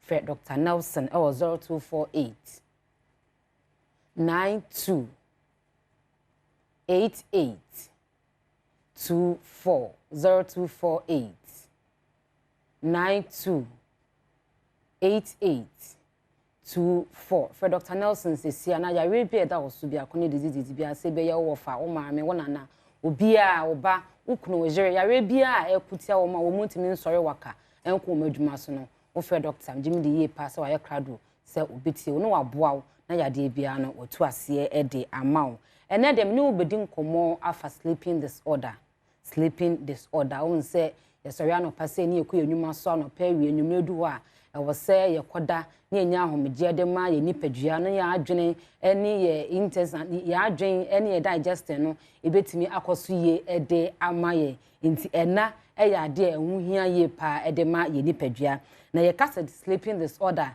na ye patre say onipa bia onya enough sleep anasa restful sleep ye kansa sa ahomegye ene ena obeda abema ne kra akoma ato ne yem ena me na edi ho nkomo ena no pe obi wo a sa ena na ye da ema ya adwen etimi regulate me system ntimi ye adwuma no ono sa na no onya bi anasa ontimi ena bi ye wo types ye wo insomnia eno no che se wontimi enda anadwo obu o ha wo da national anthem was me da na dwo de mentimi da na dwo na mesua da na dwo na me ne ma me pa cho se na nature no system aye de amaye no yesi anopa be sore awia be ye adwuma ne ade adu enwunu kotope e wo se wo du titu wo na wo da obi so de you don adu asabre no na ontimi ena kra ena sleep and pinia me pa cho eno no de e pa tre se obi wa ne home a ohome so woda na dana ne home ano aya ne din ye pa breathing and breathe out no ano aya din ye pa e de ama no ena restless legs syndrome me pa cho eno so e tre se obi wo ha woda na ne fa aye titiriti aye very nam ena afens no na some burning sensation be woni widie mu ena obi wo nso a wo so woda na mintim ache na asa ase de ade ebutu no so no wontimi kwampagya ne nsanso aba akosei so you be a wonya sa atenka ne bi e wo widie na se wonya sa atenka ne bi e wo wonamu a na e patch sleeping disorder no e bi e wo so causes ne ma ya e kofa e de ba e asthmatic patients so ya asthma wonamu e ya din ye pa e de ma if you say wo da no o bowa na wo minimu umu ehhehye bo na chi dompe na mu e ne ya ye pa obo na flames any moja e de akire e de be sa na na enwo ya din ye pa e de ma no e na ulcer patients wo jam e be ya wo jam e be hyehyew enti wonamu e be ya din ye pa e de ama depression and anxiety obo ha wo de Ghana any wiasa dwendwe nyina ato no so enwuna akoto na wo so woda na adwene tim regulate na body no ne janja system metimi aye adwuma no saa bre no no de edwendwen na bra body dwendwen Ghana ma dwendwen enwuma bebriye ho me pa cho say depression and anxiety e wo so a sleeping disorder enso ebetimi aka wa bra wontimi na emma wa adwene no entimi regulate ye emfama na enyini onse ye nyini no na yade bi enya akwanya ewo ye nipadua nse wunyina awoku anim no na enna so enwo eye din ye pa e de ama unya 3p garlic mixture ebeboa wo amwatimi ada amwakoma ato yem na ye ne ye adwuma anadwo onse adwuma ye na nopa ene awia but onkofo bi onwo work on night shift night na was said and start time no eno mo so e de eye adwuma yes na onso obenya some sleeping disorder na alcohol ye na epe ensa bebre enom no yennamu etimi yadin ye pa e de maye na genetics ebu wana no na bi ne wo fa bi ne maame bi na wontimi na wode asane e de aba ne ba na ase ne wo fa ase wode asane e de aba ne som ti se wonya unsa courses wi a na se wote e wo nipadwam na chese wo wonnamu e yadin ye pa e de ma me pa cho amencho signs and symptoms a obehu e wo widie mo na se obete e wo wonnamu na se o dada setenam no ebeti sisi wa akwema bo nse me de enna na wasa me da ma adwene tim regulate ma me nipadwa ntimi si so refresh for the next day no entimi enye no seinti na ekofa edeba me pa cho unso wo ya ade anasa enkankasa o drive a emumu ha na ato na asede wada nya se wa ya wadwen se o ba beda but unse wantimi anda na dwon wanya enough rest no system no che wo se e wo se wo ji wa home nti bu ana wo drive bu ana wo ya de wonsa de adwuma mu a wo ye wonsa da de mu a wo ye bu wan se na wa black out me pa cho driver for no asa dem bebrebe ye course nyina eye from we obu ha wo drive what is still echi onye na adwen so person order but traffic light red light ne ba na wo gina o kakra bi no ne system ne a black out ama nada esa na utia no so pe na wo de kwa kwahye obi don so de kwa kwahye enwuram tie se wada so what next year na chi we no anu 3p garlic machine do na jo be boa wo ama watimi ada ama bibia koso ye e de amount afternoon on say do awiase na wo say ye adwuma sorry waka adwuma bi ahya wonsa contract with ekutaw na afei e na wo ba beda wo fe na ani ha aye de aka me pa cho eyesa na emwa adwuma no enwie peye emfa emma do na don so a wuntimi e na se na mdi nkankan e na o memory unso wo ase wunya enough sleep ya huhu niema wo ani so huhu niema hallucination akwata na bi ne na woni so kofo bi tan woni ade enti o memory no so e ho betechema pa ye e de amount e na wo betonko oti adwuma ho na wo ye kra na afa wu tonko na wo ku bu otito so na abu otito so esa na emfa o serious adwuma ne beche afi wonse meka so wo de bi mu adwuma na o da adwuma no so e na afa so daye bone obetime so daye o sentati amene denchem because unya enough sleep nti daye bia eso ni mfa so daye bia eyi bia nim bia na wo so sa daye bone nko a and na obo so bitimi so da yesa na asa osonso no tan den chem so obitimi so na ayi mire nkase gifi wo mire ho ne ade da ye bone de ubetimi asosusuntu yie pantu ye obi a wotan huhu saa ne ma no ewo wani so na so ta so saa da ye no wota eda wa bra wonya wadwen se wo beda no wo se wonya some sleeping disorder bi ewo wo mpa cho ye ntwi ye ho emfi soda ene caffeine no na se ye nom kra na ye nte so ye na ye pe caffeine ye sa pe soda no ye nte so sa wote so wo betimi ada ama wo ho ato ene ye na eduro na jo na afi ni bedi fufuo banku any kokonte any ade no heavy food heavy meals abaye 9 10 mu 1 11 mu 1 wasa wo dan 8 9 10 mu na wasa wo dan ho na obefa fufuo ne banku pacho eyesa na adwane ne be hye so enti untimi na benya sleeping disorder yensanya exercise obu a on exercise kra odidi wi pena ne sa da adwane no na ba bi wote ne wa na wote na me pacho yentintin ya pum kaka yensori nante yemfa ya ha me kwa ha nante kodo abese 5 minutes bese 2 minutes se ye regular exercise a ye betimi ada ama ye ho ato ye pa na reduce stress mpa cho enye yankwa na ye pesika edi akofi wo ye adwuma kakra no agye ho me kakra emfa wiase madwuma nyina amfa nto so e ma anya very stressful so ye stress a wontimi enda enya ahomegye na wo so wunya e ma onipadua no na ye nte ye alcohol ene ye tobacco so alcohol intake of alcohol nipadua de wo se nya alcohol wo but there some amount bi wo se nya e we nipadua ye bebre sa na ebe ha ye e wo ya set ye dada asetena mu ndi se atwe ho fi sa na ma we nyina mu a ebe boa ye am yetimi ada ne ye safa 3p garlic mixture paso 3p for general well-being a boost to immune system sa wono mu ebe boa mo tinye didi am watimi ada bo na mo gentimi ne afu sane yi e wo ne nipadua nim se bia na ne ho na makwa ebe ya titiriti e bia na clots and as heart issues bi and as an intini mu na asisie so na 3p garlic mixture be wo huru mu de amount ene ye ma mo e gbefichi kroso a na da ne se bebre de amount ye bo wo a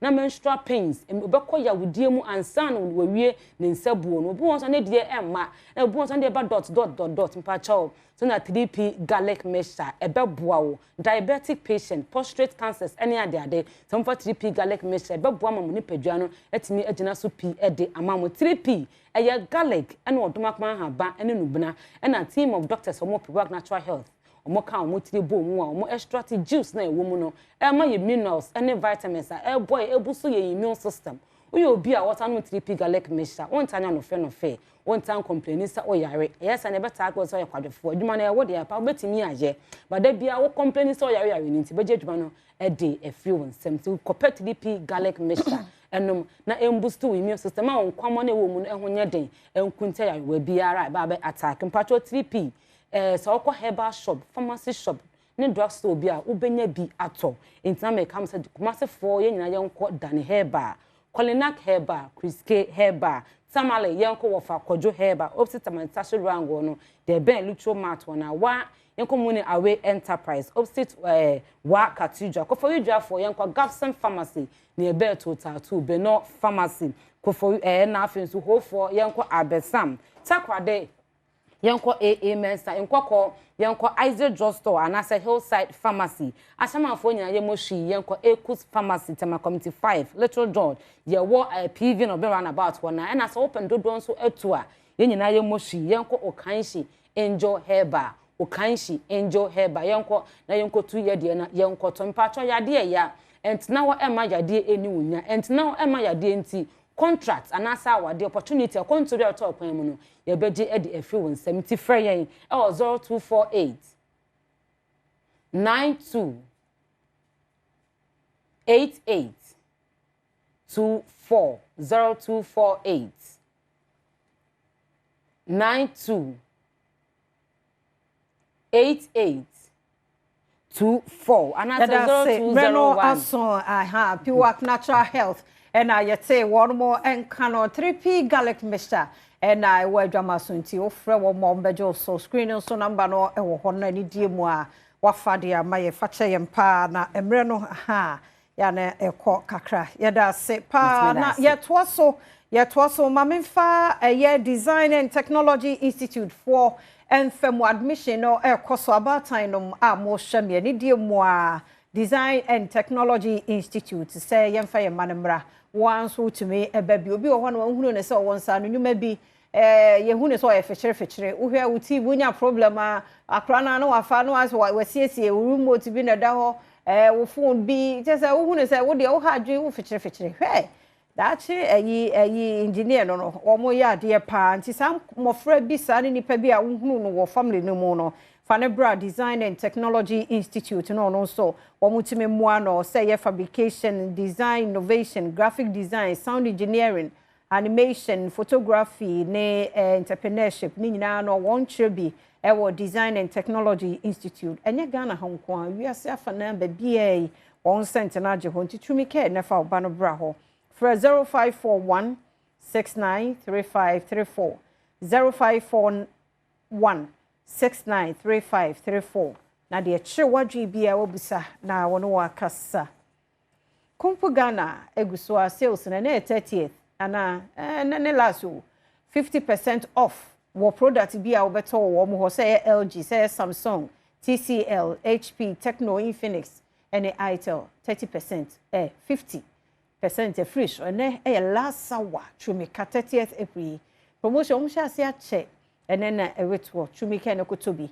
bibia wo to bia so opportunity no wo ho so betumi awe ne bibi big say 85-inch smart TV betumi awe ne TV iPhones laptops rice cookers na niema bebre na Kumpu Ghana apart from omo ankasa branches no ubora malls ahodo mu bi so a ya no omo showrooms ho nti ho so to a wo sa stand a chance ubetumi awe ne bibi malls ne bi ewo Spintex Oxford Street and East Legon ho nyina omo ewo niema wo ho nti to niema from 1000 Ghana ekro no a o invoice no de be ma wo no code no bo na fe won so wanyamu kwan na one bigger draw na eba so 2nd May no won so atimi anyamu akwanya call one more shopping malls ahodo any online and after 0302 752020 0302752020 and our WhatsApp number is 0243 143143 0243143143 channel so say one National Lottery Authority and a Caritas Lottery Platform and a DJMA terms and conditions apply. They chat for April Busumemo and then the last day of the month and it's your last Wednesday. See you. So world of entertainment. Dear Chagu, dear Fata, when you know someone, Jadibi, as some more, Fidikesi, as so. Me am de baso mu the Sandra Heme Ametua. Adwuma nyame adom entertainment ame in Ghana for chire mo a. Woni sa Sunday no. Where the jayo or guy. Sister Sunday be a guy. I'm the guys Queen kwala mama. We a guy. Ah, can also big up yourself. It's that funny more hair logistics GH. Ama me ashe a wig. San so na eagle wear and so the material and the sewing ninginano eagle wear or more tesano same building with Starbite restaurant. Co materials are sort to be ho park or who and you so almost happen pambi. Na hair logistics so Instagram, TikTok, ko different braided wig caps bayano edibum. Yeah, can you say now open Malta Guinness moajo Malta Guinness Malta buying in it. Pedi muajo me so we ya wild the crap ice cubes na hwie gu ho na pe milk bi wono odofo wo dey na na wa making no energize yourself with Malta Guinness yan konsem no so se ade achi bia mo my warning yaso de wa ha se ade achi bia short fire TV station boom na ejaye jiguye ho enye se ye TV station warning nti me meka sister Sandy de me catch am se me gina half for the truth. Kwajon Council when I Ghana sin the training abranti a obone homodin ye pa. Wonu ina se o ye chest ni kofa. Akuku da miti serams no amu nyina ade omugu mu etwae. Moma ye mpene ne. Yeah, was mo bomma na sana na kasi. Guys, so talented and very amazing. Na nwa ade am se obi hye na bufuo. Bibia ankoka papa enje grede. Obi a hye bra na bufuo na asama ebe. Obi besie muntie nkase boy na monhye ne nso bra kwadwo de na woka kire wa beke adofo media kojo kasale wen one way enkoma the whole Ghana televisions. TV station on my Ghana I saw motso. Enkoma CEOs a bit TV station. Ama Ghana I man for it. I say multimeter ska ekotota neveles efra bochi mem. Ebe yi ni Ghana television e man for it. Ya movie on Ghana ha bebrebe and a TV series bebrebe. Wo bi ase won to. Enna nchen afemu nto de a mo fa Nigeria movies and in all the stations in Ghana. Any problem? Nemo busuo em fa me movie. Enyi no TV so da. Abra won to ye. Go to tisika koto abonten de outside de ane. All right, enti asem na Kwadwo aka no. Nti we de mo nyina mo nsom na yempene no me ne ya adwen ti no ene saa na etie e bia person of any movie I do the needful na wakwaje copyright infringement which ya ne ka bibi nie ye nyina yem for don't na because yo ago you need a TV stations and the TV stations need you eti mo me anya no calmly na won ye ya mototo mo nsai de ya pa cho ba ye no ya adwen ye no ya adwebro yen twan sem no so amare abraba ye bi ono so bo ne homodin ye pa se say the Ghana ya Frank Tufu a jade omoko international war front no amare ka ho Moli ka ho Black Sheriff ka ho che say international sports na do so Kwadwo Black ka ho omodoso boys na ijade papa no chema owodo shonko e de ma sha wale na say Stone Boy ne feature no nana na nkofo pika so wo munim ni true Stone Boy so odo de enye hwea na mo ma ne ndo di bia ba enden ti ego yen kohwe matisi ana yen to ansem ne so I didn't know you people know this song. Oh, okay. Oh, wow. I didn't know they knew this song. President for me, activist in my DOGs. Buster J feed you my BB. My love like crack to the street. I can't be your lover. Too many things to lose. You love me with no one. Don't wanna leave, I don't. I knew that you were trouble. Wasted eyes on you. I can't be your lover. Too many things to lose. To New York, talk about it. Nobody is ever touching this nigga, no matter what you do.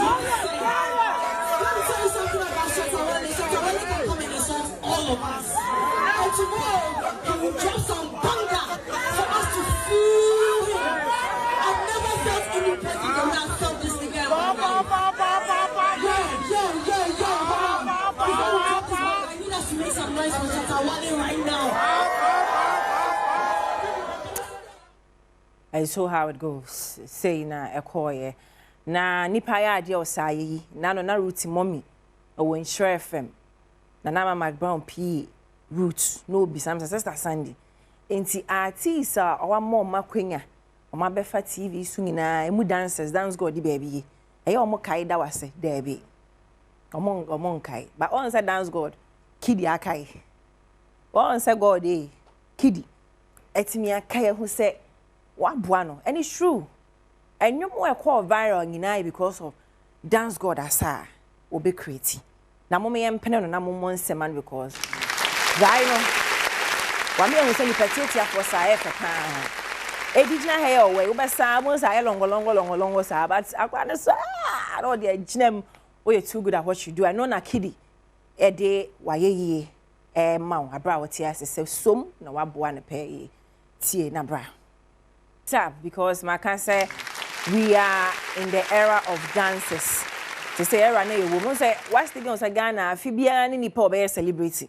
Now we know Rashida Black Beauty. But feed we are in the era of dances. Into you be our sa making sure say wo ebe bon homodin na wako join ekueku bi na wonso wetimi asa page. Enti dance go dey yeah kai na so kai. Now ba ha oh ene mo ni utama mo di dobi pe woni equables na ye ni efrem for sure na mo so more than mo chisa e besrem nsako ne nsa ba ya kai wachi. You are doing well and we are so proud of you. Patapa amisti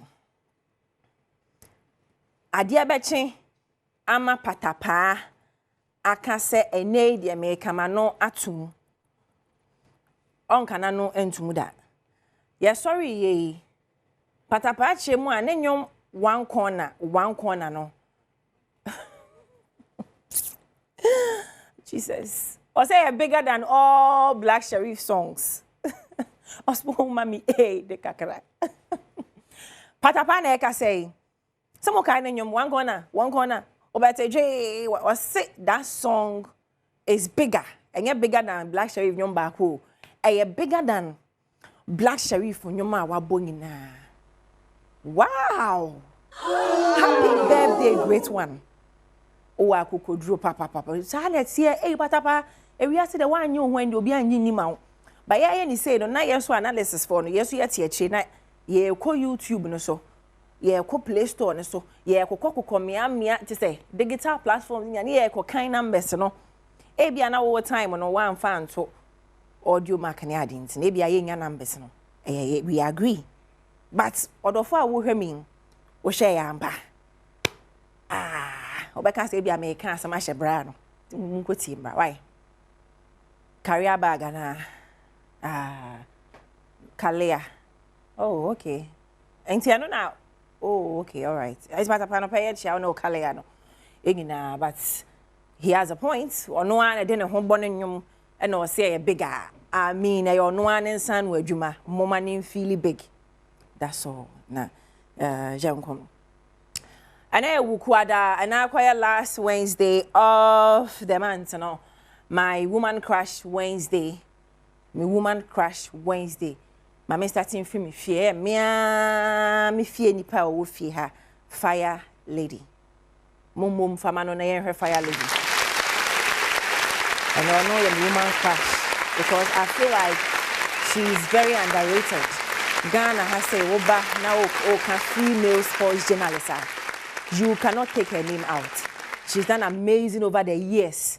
Call for our interview stadiums are where ya Arsenal ne Manchester for nyina players. Oni omu nyina kasa we hihia omu. Ebia na o favorite sports presenter no. Ahaya no we interview no ago prama no so. Ba menue or the international. Nti oja Joe Flowers abra what you say. I know this may come as a surprise, but Charlie, you are doing amazing and you are my woman crush for today. Oh boy, homodin, check her out. Wunimna, check her out. Wunimna nswa, wunime ya adwen say she's one of the best, if not the best, sports female journalists. She Ghana. What see a Jumana see too much. What's more farmer fire lady. One in and me celebrating her. Na me free so me woman crash Wednesday back on so I'm a boahema. And then for some reason who want to see me chin. And I want you to see me chin. I'm say, oh, those days more pan and I'm a gospel musician. Yet him on your man. Shaying a yesu. And see more were him, Mama Esther Smith buy any aji or dibia tomb. Tiama boahema. Obi ti men know him now. So what my mention shana papa me who is so she and so be all different name. But we miss you. It's here we are woman crush. You've done amazing over the years. I don't know if you still singer, but we love what you do. It's what you can. Bra, yeah, can. Senior back of a kayo hona. I knew me na still ya walk crowns a honka woman. Tetanus for the flowers a bread. Tetano flowers, palm trees. Oh, Jai, Hosiana. Yeah, no, we know.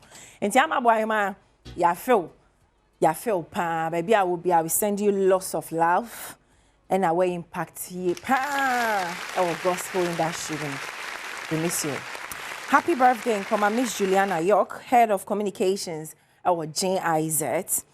And then Neba Nana Equia Amwakwa Aqua was singing a main show on to Tumanamo NCA, Miss Juliana York, we Head of Communications, or GIZ, and Neba Baya Equia Amwakwa Aqua.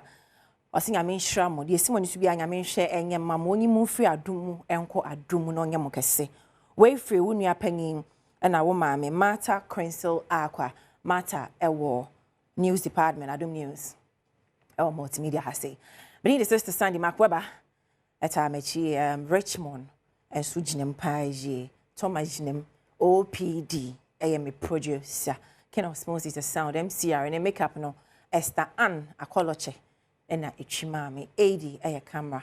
It's me that I'm say, yes, watch now a holiday, Workers' Day. Just keep watching Adom TV. You're the best one of fell. So I'm the guy. Going message y'all. Bye for now. Well, the morning I say start to edumedi no so an say ma menka o say bra so say e fa twa talk crowd edumedi a yedi mu Badwam on Adom TV multi TV so no yetimedi ebro e frɛ no empensem mu obaka nonumbo power minute aduanan enum afiama nkwata maklo ehase e de agokansi e de ahosepe e de asemedi kan abewie say yebedi oman ne ho nkomo. I'm sure say obegibre now so wetin do adwem akire e de abre. Well, me ahoho na tena sense ba me dey akwasi bedi nkomo bi kran quickly ye di kan ama ya ahoho no so e de won nsem atudwa. But we are key in this conversation abd conversation no e nyoma mienu ansa na ya ahoho na tena se. And the President Mahama or the Ose Ayoyo in terms of the Mahama care or the Ose Ayoyo. O onti ase ne saying then also to say SSA beka ho and I say then I'll give this SSA ye ma etimi gina brane na yare ahodoa ye kanyina say betimi akoye mmoa no enwo etimi akoba mfa so de e de amayen de toso biem nso no beye esa ye tu wo won etu forma dia forma gudi ye ntu no ne kwan so afedie obia de nano tumbi ya dia se so do ano tumbi na bia wo hye potem a wo hye bia no utimi hwe se obeboa nananom aban wo so emu mpanyimfo nyina no ama efoma gudi a yetu ayentu ne kwan so edi enya no eno so etimi aka ho asempa. But Mikhail start to 281 na Mikhail say koso na twa ebeboa wo na bibia ko kama Malta Guinness so ma refi say on so auto can so auto bottle so bibia on different man pay on 0302 211701 equals 4 0302 211701 equals 4 0302 211701 equals 4 de eda wakoma so biara fa titu no ma we no American bon dewro wa hen na opeso de tudwa bia no bomodiana mayenti ase na so etimi da tudwa ama 0302 211701 equals 4 na watimi ene edisa enkita hono nti wo frɛ no na onso boa with adwenkyerɛ ebetimi aboa ma ɔman ne puntu ne kanko no etimi adi mu na etimi awie peyo. It's important it was a baabia yadru no ɛwɔ ɔman no wa ma ɔman no ho asɛm ahia wa ɛyade a ɛbɛ ha adwene yie panti. Let it be of prime interest to you say obɛboa ama ɛyɛ ɔman ne kyekyerɛ ne ɔman ne puntu no etimi akɔ enkan ɛde ama. It's important say obetimi ahwɛ say adwumadi we yie pa nti mehwɛ nim so obɛfrɛ me on 0302 211 701 ekosi 4. Okay, so ma nimnyamfo mesa mranimfo mesa akwaba ansana amemo akwaba no minua wa homa no so is it Tian Martin apom ti say Pacho, good morning. Morning apom ti say Nyame adom me ho ye pa. Good. Me beka asamafa boku. Good. So when Mbokwa asem it be in line. Yes. Don't go outside the line. Okay. Me too. Bokwa asam no nka asem ayetia. Ena bokwa asam no susu no yebetima aka akwasi ama asomdie aba ama obi antimi yashi.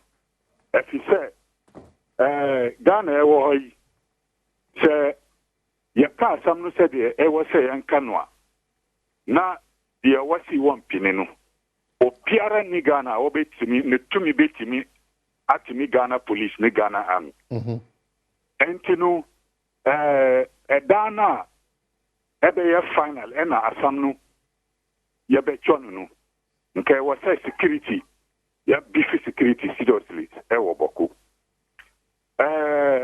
ebinim esi colonial master ena obae ena oji iboku Emma Nairi because of trade in tea.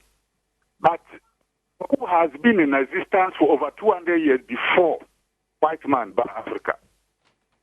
In Kisa Samnu, Okay, so you know the history of the existence of Boko for now, Fache, because Bajo Fache say Saba Kosem na Nintina or Pimswatrasino. Saba Kosem na Bejuma. My thinking was just to allow you the space to ensure say Akomabeba from me Amashujaba Boko. Thank you for history. I also did, but Opimswa is in charge. It's measured in communicating around these things. Ima Machi Apom to say. Hello, Ima. Machi Apom to say. Okay, Ima Mitio. Maybe I galamsey no happen. Yep. Ide Mrs. say. Anya concept here. They say Adom say some of my contact be. Say me na makura sana me ko microphone yeah. Na kama fresh number no. They say Yahoo say this city no over report marriage this city penny for no kra. Action bia. Eto bia obetumi abona mane nkran kra obetu ka sa passport no a ya madare no a. It is a deboa. It is a deboa pa me de madwin no. Okay. Yeah, that's it. Ousumache.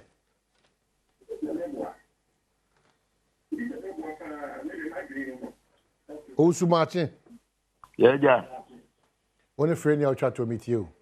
Make a free tackle. Galamsey was na make be. Meet you. Ai Galamsey amoka was me nanu ya ai ablonye say okuhu cars be free. Burkina di wura policy mu na yesi entu asie na still Burkina cars de machines be wura policy mu yesi den etu asie. I see. Thank you. So also the one wajin change. Akrofo Mache. Now here. Me hoye pa. Hey. Akrofo King Kong. Oh, me say e hoye mo dia o. Na wakoji o. Ebi cheje bi si da. Oh, why? So why? No, your home. Sekuni so MPP da. So it's not any big deal. Not at all. It was a wave. Oh, why? I'll mention you. Walking on the page. Now, what was that? James Akwaba. We didn't share that. Oh, really? We didn't share that. We didn't share that. First time we shared that. Oh, okay. TV soon I'm here now. Nice. We're in the obvious. Okay. Chide ndino kwar. Okay. Uzande edania ya yen flag bearer.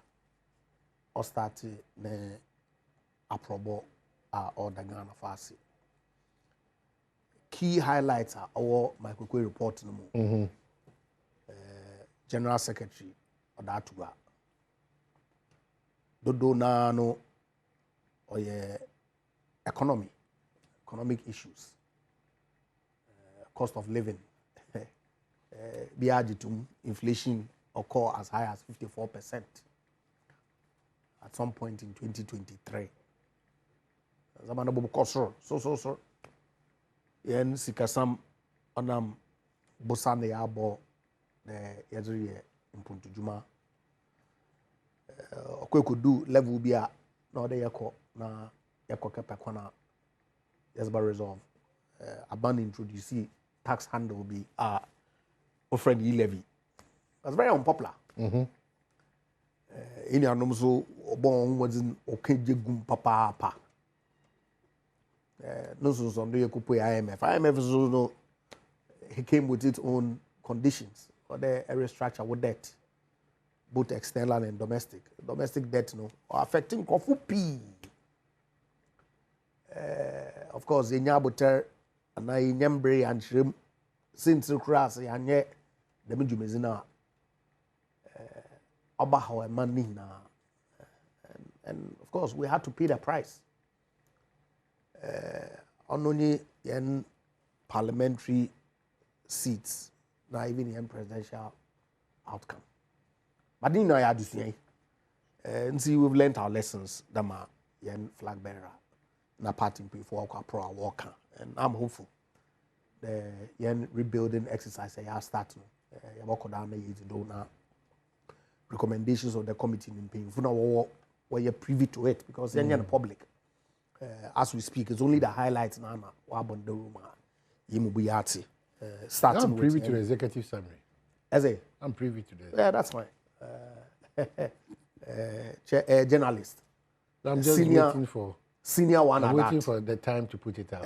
No, we have some more box as Page 66 now. No, issues be our it's not about Page 66. Say we are candidate. Oh, I don't know. It depends in the Page 66 the way busy. No. And Page 66 no some more. You are in this game, so you should know that Page 66 is the conventional building up. That what building a Japadia was about the book be. What can some the Japadia document, you know. So that's like you said, is a game of politics. Yeah. But I mean, I'm clear in my mind. The exercise now, party paying for. But are you in support of it? Thank you, Tono. Certainly. And then Jaman could say, Lucy was a mock around, so movie. No, I'm I'm still embarking on the thank you to Sunday. Medasi Tony important, but Medasi na more as in your party leaders, no. And who is it really conforming to Trimpo Medasi, no? Issues. Medasi, yeah. Issues. About. And I believe that Yeto Anamoribiano ne Isuya no and some open. Obimu isusu there. His Excellency the Vice President or lunch no.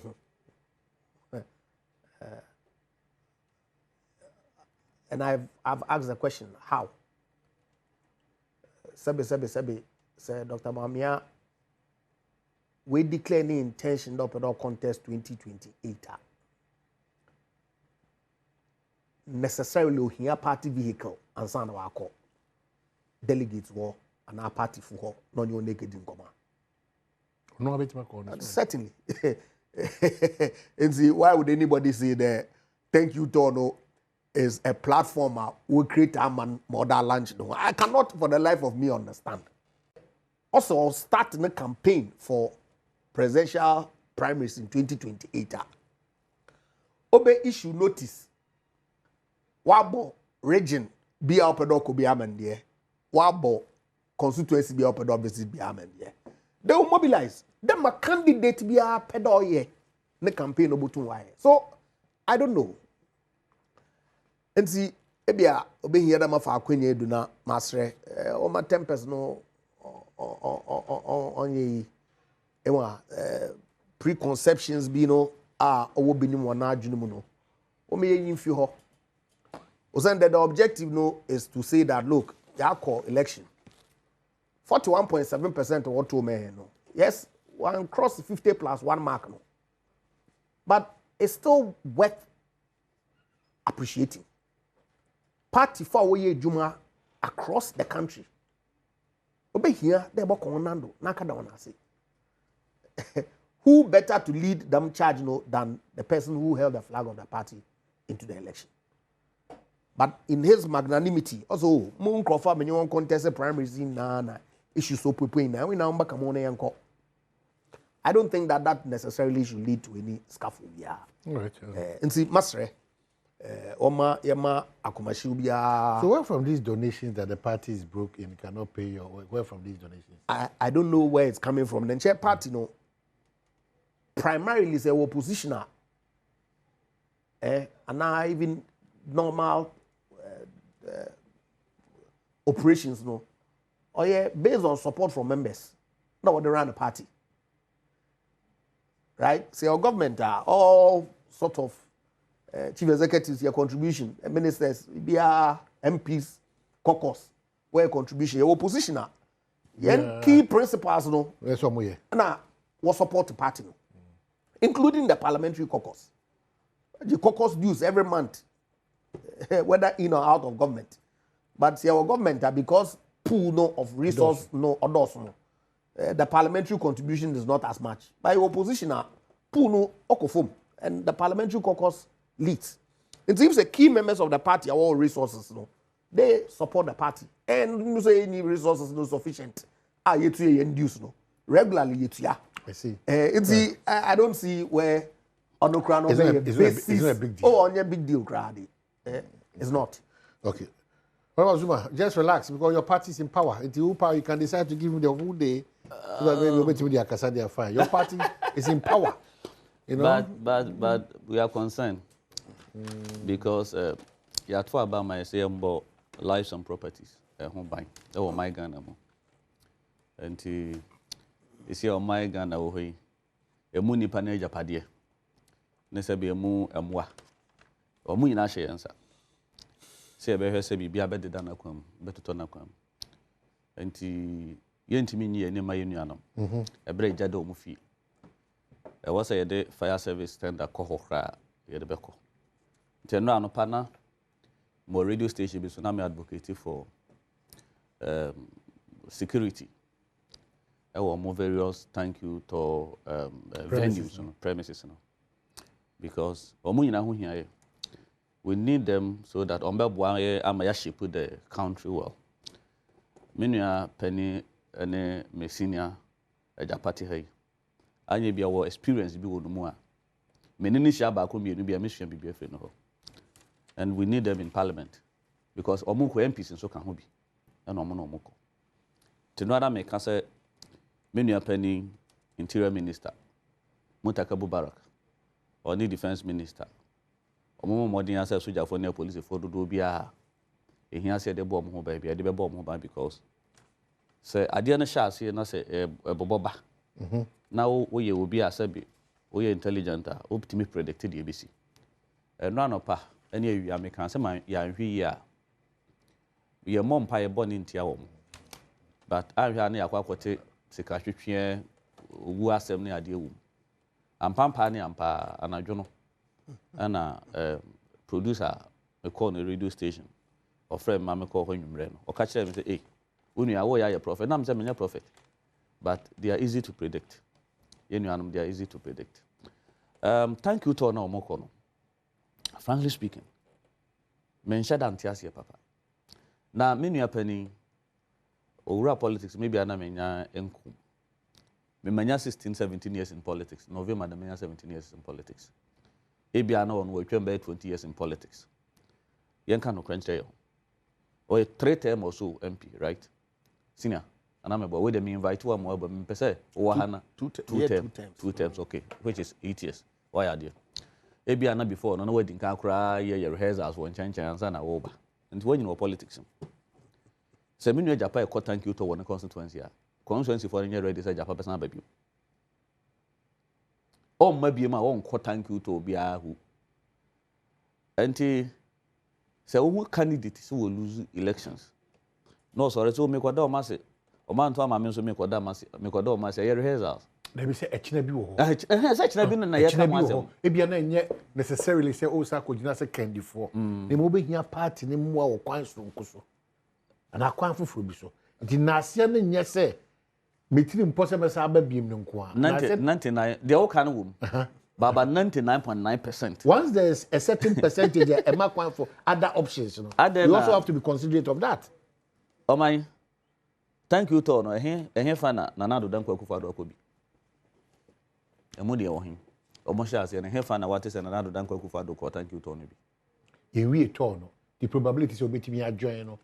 But probability say want to be joining them say high. No problem. So how should the probability say enche say oh I ko nyina be say president to so o more prepare Badwam or relaunching come back. That is it. But okay analysis no here no. Analysis. Who did say baby Dr. Mahmoud Badwam Andrew no. Obehia say obefa party ni so. Obehia pa. Not as a si ni kwan say ono afri ni pem entimi ntu anamonko party achitafo na adofo ho say mechia mo medam ase de mo ye nyina ayemani so mo menwene party no ho na party ni nkonka ono ntimi free pem obetimi afri ni pem akọ ontimi free ni pem nko ade ne say o makotan say hyehyɛ ya ozum so mo from the polling station to constituency region national Ye fa kwan bi so select wo mo on be boa. Ama Dr. Badwam. They take it as oh yes, me a party new. My boa party, my party executive check. Me started from branch. My did 3 terms. My 4th term nanka me womi e wo constituency level. Minim how I manipulate the party structure. Minim. Yes, only the word is manipulation. Yes, a man favor will be. Yeah, you know, many national television, so you cannot create politicians. What you mean she send your money? What you mean she send your mama who say constituency elections we may win elections. After all, your constituency executive na supervise polling station and branch elections. And who now supervise? Maybe constituency. You have to abandon be 1 a.m. Our polling station. And you pay quite be swa. You better abandon be you. Now we polling station when I want to cry no. When I branch a polling station chairman, so now we need to better about. And you better abandon be you say oh interest obeko primary sir. What moves are they we in favor? Yeah, the no party ni eliminate and nothing even forms no. Eba say see say obi person contest for polling station branch. Yeah, friend branch, on friend polling station. Pick forms no online. Because form no cry wunya bi ato. No problem. E dey contest ko obi timi je form no ko gu ne dem. What to kwan? Obeda no nya form no bia. So manipulation of elections. The party structure no bia no but you find ways and means to eliminate it or minimize. Or minimize it. If you can't eliminate, you minimize it. And to mo ye man ye elections now ube hu say MP na wa show na nim say oye Badwam bia no. Omo man kwa man handle the polling stations elections. Aya na ebre twem kakra na refiaba but time omo start on polling station elections no yeti dede yeti to kwasema na esisi wo baby. Ano na de on be yi ye find say the constituency officers omo hu yi ekoyi regional officers omo ho and until aya dey akakra bitimi e fine omo ways to get into it system. But I don't know. Say from branch polling station executive to a year about 70%, 80%. A candidate, Dr. Badwam Yanedia. And the almost year she say almost year about Buana come back. Biana they will do. I don't know more ye. Since when I be an active member of the MPP, National Executive Constituency, and a pool in a direct response from within the party. Meno man omo ye na fofo ya yonkofo. Wontimi nya politics na wonwe won kwa ofie. Wo hwe obi so fie. Se wo ye politics na se wo ye NDC ni. Na de esi wo MPP executive onye good politician. Enti time bia wani ba ko wo ho, waso wo ho. Na wani wo diem na waso so wo diem. Senior nim de America no. Now why they call us a man call us some name? Some you are dancing because when if they make what does someone about catch him say okay, so in Kumasi, just news in Kumasi now. Okay, Japan a press conference. Yes. And to the effect that it's withdrawn from. Yes. Thank you. So there's a live press conference ongoing now in Kumasi. So that's the meboa enti ndi ama yakoso no ye de hwe ye start ade na ase ya frase ye mfrɛ because ade na ase ya organize ade no e de ma wo bi se ne maka no enti se wokɔ na akɔtena ho bi a akutia ye bɛbɔ no enti me na minim se ye danya kan obefri ye ka na say thank you to no du kwam obejai because ade ya na say ya de wakosi baabi na nipa ya de wakosi omu no mu nyina so ri tiawo na wontimi nka bi wotin kranim sa ayin meeting bi na moadoma ko ya just osebo ana jata de ne kokru moti si ne nan e de si obi dua so yete se o ye no wabona pampa we so we no aye ne se afede yes ayum bi ya se mama ye sorry o se de BTE binti nana no ampadu yum your boy o se BTE Sadia na ekoso nti Tebia me ya me hwe omo yi na nam awim we de e was obobo maka na de Japan say chairman mama yam pon na biti yi because what what asem na ye ka ni nyina ye ka de gu nipa bi so enne ba omi aye obi a chese ye penipa kronkron pa wa asase so ha e wono a fi bia ni no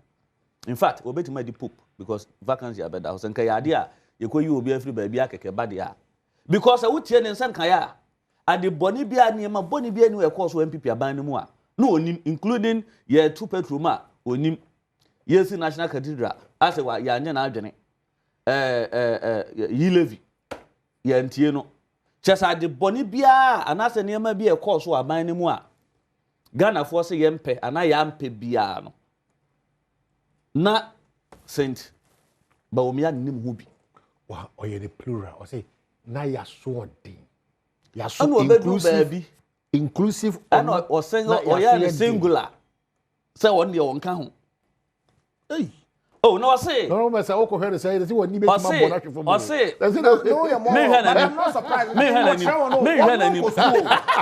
what share one me hana ni o say o ya lawyer mischief ombra be so na me shi and den nti na mo se nde ya wo sa ko nzi me na me feel green horn because when na mischief no wa no asam no credit say ekuta akwala ye no kre asam no credit say gold wo de ma hia ni awon asam e ka wo jesu wo mu da no kwa na kana na wo kasa wo gidi masa awo esa asam no kwa awo asam na ye ka no anya me goto awon kasa botuma jo Jesus Christ me na wo mienu mese botuma jo Yankopon na afumi n'enyim me sorry kra ma bomb oye no kwa na kana ma bomb pa na me nya me sum nya chairman awo kan asam me be ka ma asem eniti asam amike MPP ni bia nim say asam na ye kan sa na tie enokre na ya so most live in a state of denial now man dia ntum say niam a ekoso no nya the more na no be disorganize omo party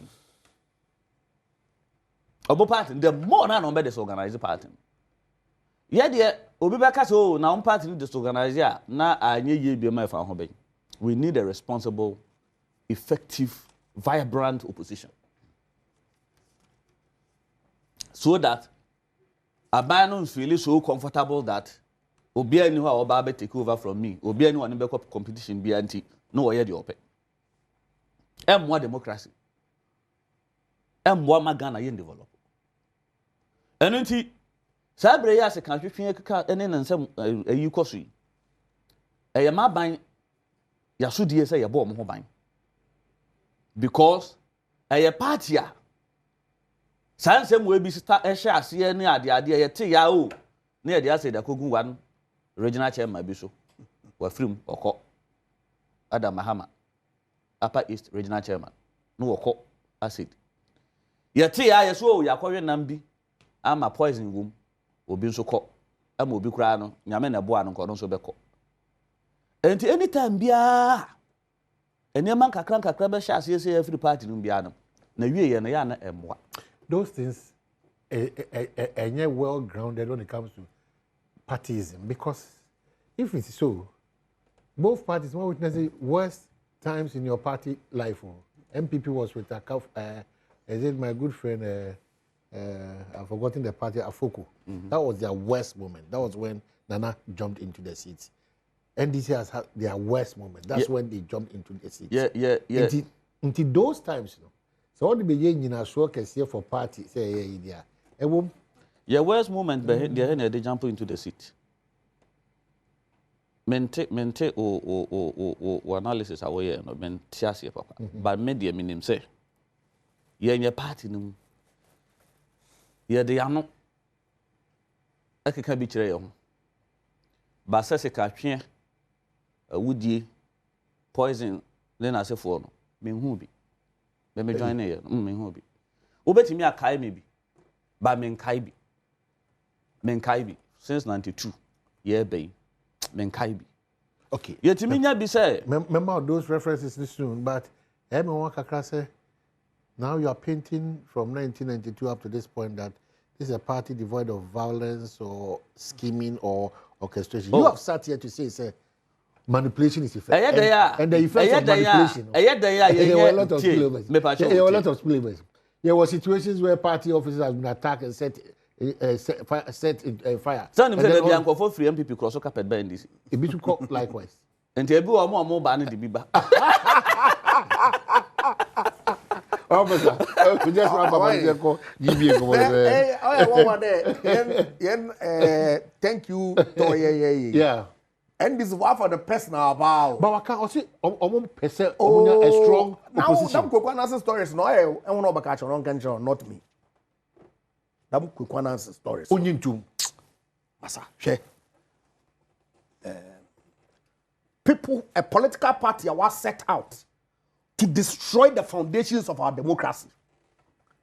About Kadam story, we want a vibrant opposition. You are destroying the judiciary. Oh, you will go there. To destroy the foundation. Because Mr. Ekasi.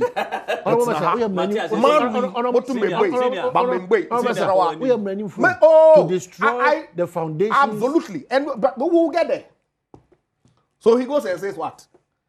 It's unfortunate that the incident be from any day. And I've been monitoring. I'm sure that one can say follow. Yeah. Them stabbing of KNUS student or someone has nothing to do with that. Thank you. What's the been okay for one? No moons, because can need change no. Now won't you be it be other second or be. We wish him speedy recovery, but to associate that to thank you to now obey on our gadget of a vibrant opposition. Yeah. And this mumpa. Nehena Gasano Yak only last week after Michael Quay report he was issuing. There we are actually embarking on a process of constitutional amendment. Right? I wonder what to about in the event they will constitutional amendment no. Ye nim one yet. Yen reorganization yen starting. Whether they proposal there yen bottom up, another yen maintain top down. I mean yen maintain the top down. Bottom up. Another yen top down. And now you expand the electoral college, It has not happened. Yet, listen to them. MPP, what the Baumiano out to market him so that he launches himself for his primary. Now the master will like I can't auto Azuma. But what's wrong with that? Oh, the party is set out to roll out reforms. It's neither here nor there. But the house said, even if the strategy to, because of manipulation, is a strategy to output Baumia. I can't show there. Baumia walk through the process before. Ne Samuel, make it the secretary. Do I need constituency chairman, patrons, council of elders to take me around the police stations 90 in constituency secondary to go and launch myself again? Am I?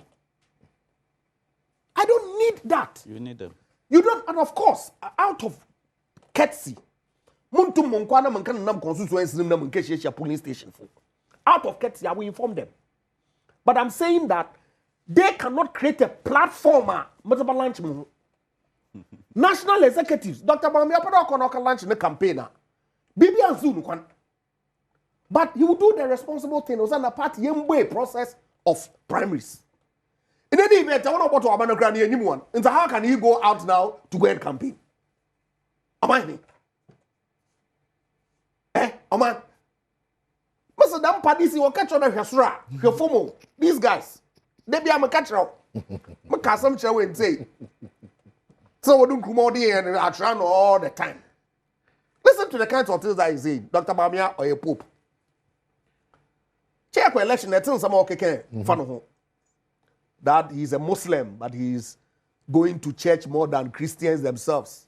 When we live in a country that respects chairman, Masrao.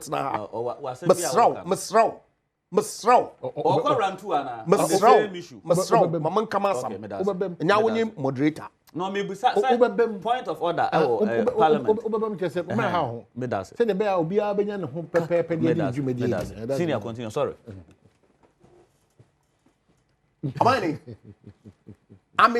I was part of his tour in Western Region. At least we joining one location on about functions, so I attended. And some can in under the mechano. It's a collective responsibility. That's what did. Thank you. I was there. Never been Aussie. Mun NDC dominated newspaper be a skills. No. I was there. I was present. And every other place all could be so no, I monitored live.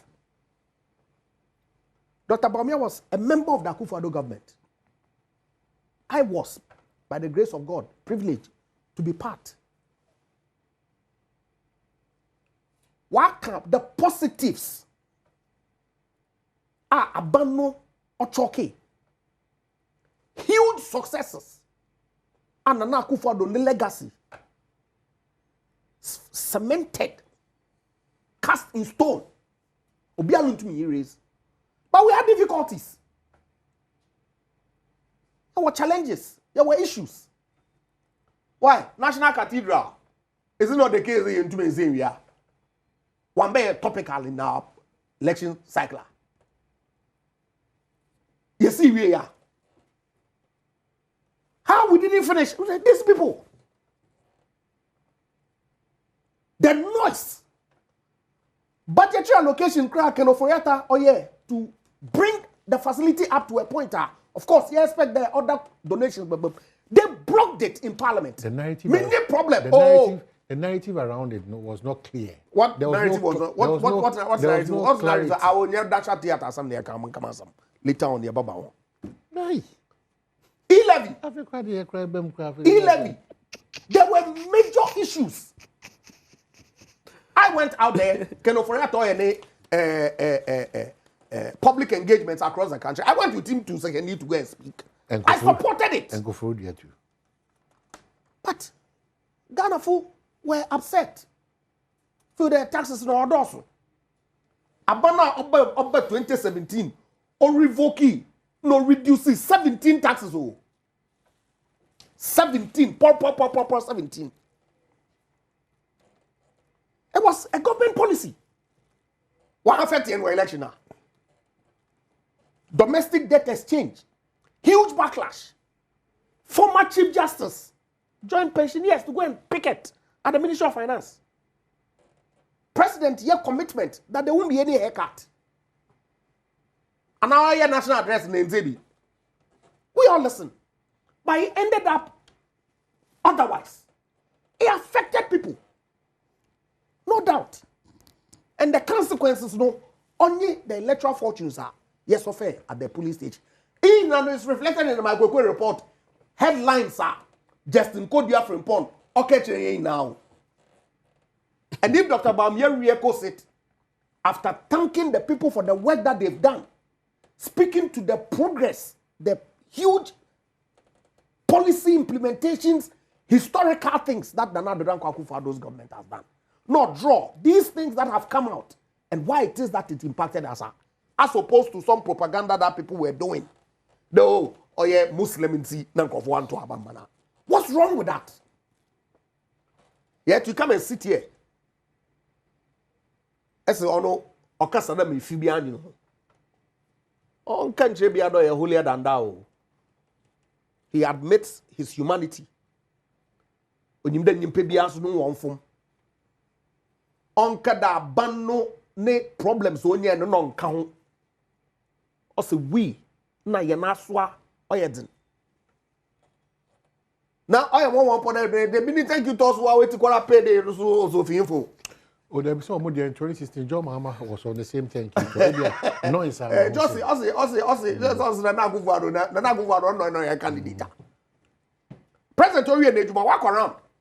But or a stakeholder, many problem. Na jam so be a stakeholder. Ma problem to ma. It's a baby and na do feel there o ambre mo to ma join Dr. Bawumia na thank you to no ye no.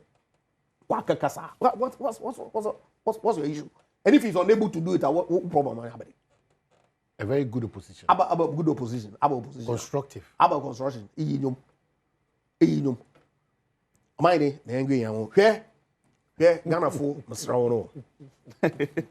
Oh, was you back? Oh, power, Jan, no need to go. Oh, I'm a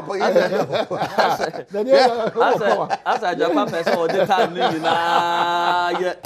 But I didn't know why I was in the chick. I was in the chick. Now, what's the what's in the chick? What's a no crowd? No, you show me uncle. What's in the chick? Oh, Bebre, say, I dare recording here about boys or qua. I had to say, okay, so you're back, you're back, me person, oh boy. Because you're back about some of my Bamidian. I said, on the brand boy on the Ghana bar position. Oh, on her as lawyer or boy. I'm a young man, or her as NPP near, or be defending the party. Oh, you're good lawyer. That one, Mabuzati, Mate. You're so a good lawyer. Name only has said, or Baha, a good lawyer, and we done open on however, until my young woman has said, or your lawyer, or your party representative. Yeah, hey, Azuma. Oh, Debbie, yeah, cover. Yeah, Malta Guinness, make sure, say, oh, talk can and a bottle now. I shall say, dear, from proudly made in Ghana. So proudly made in Ghana. It doesn't matter the time of the pay. We are every time is Malta Guinness time into Shannon. So now, copy bito now. First, see firma ho and Brandon Macau say, German Ozone Medical Center. So therapy I would do a course of pa, boas sanipa, wapomudi seem to be a wobiano, bois e free opera cope. Make sure German Ozone Medical Center. Free. One was 055-024-2222 or 055-025-2222. No team one Eddie a year in Kitaho. German Ozone Medical Center, a honor innovation, a year upon within seminal, a boama etimi pejao, this is how Shabro Quasron because the studios. The young for Azuma, a crew from Machine and a former member of parliament, second lawyer Messer, so Atnase. So, lawyer, Messer Azuma Messer. Power kase oni hase oye mranimni a oni party be tickets to but meje di say la hwefo na ti for head there dan da sara na be say no say e do issues of this sort ana Ghana ho akohia nti ono ani ku ni Ghana ba no e dey na mpese mo kire o my wa mama nka na pese o ke bi was an yeah okay quickly allegations no what the baby by the next e bring in patch point of well e bia na MPP 70 Oman 70 na ma 30. Me ya no bet me no ya adwene say MPP asem 2 man 70% of time no. Into one me 30 but 30 no me dey na ka be 7. Make it 30. Also here na ye de Dr. Baumia religious one who had this extra no. But I na ye me wan say so mo keep records of the omo ankasa. Omo then flag bearer okay kan ya nipo di nkan de esomu chichemu ne papa mu de back campaign ye no Dr. Mahmoud Baumia then I'll make his statement in a pet amete ye no and I'm say say papa starting to see dia be ha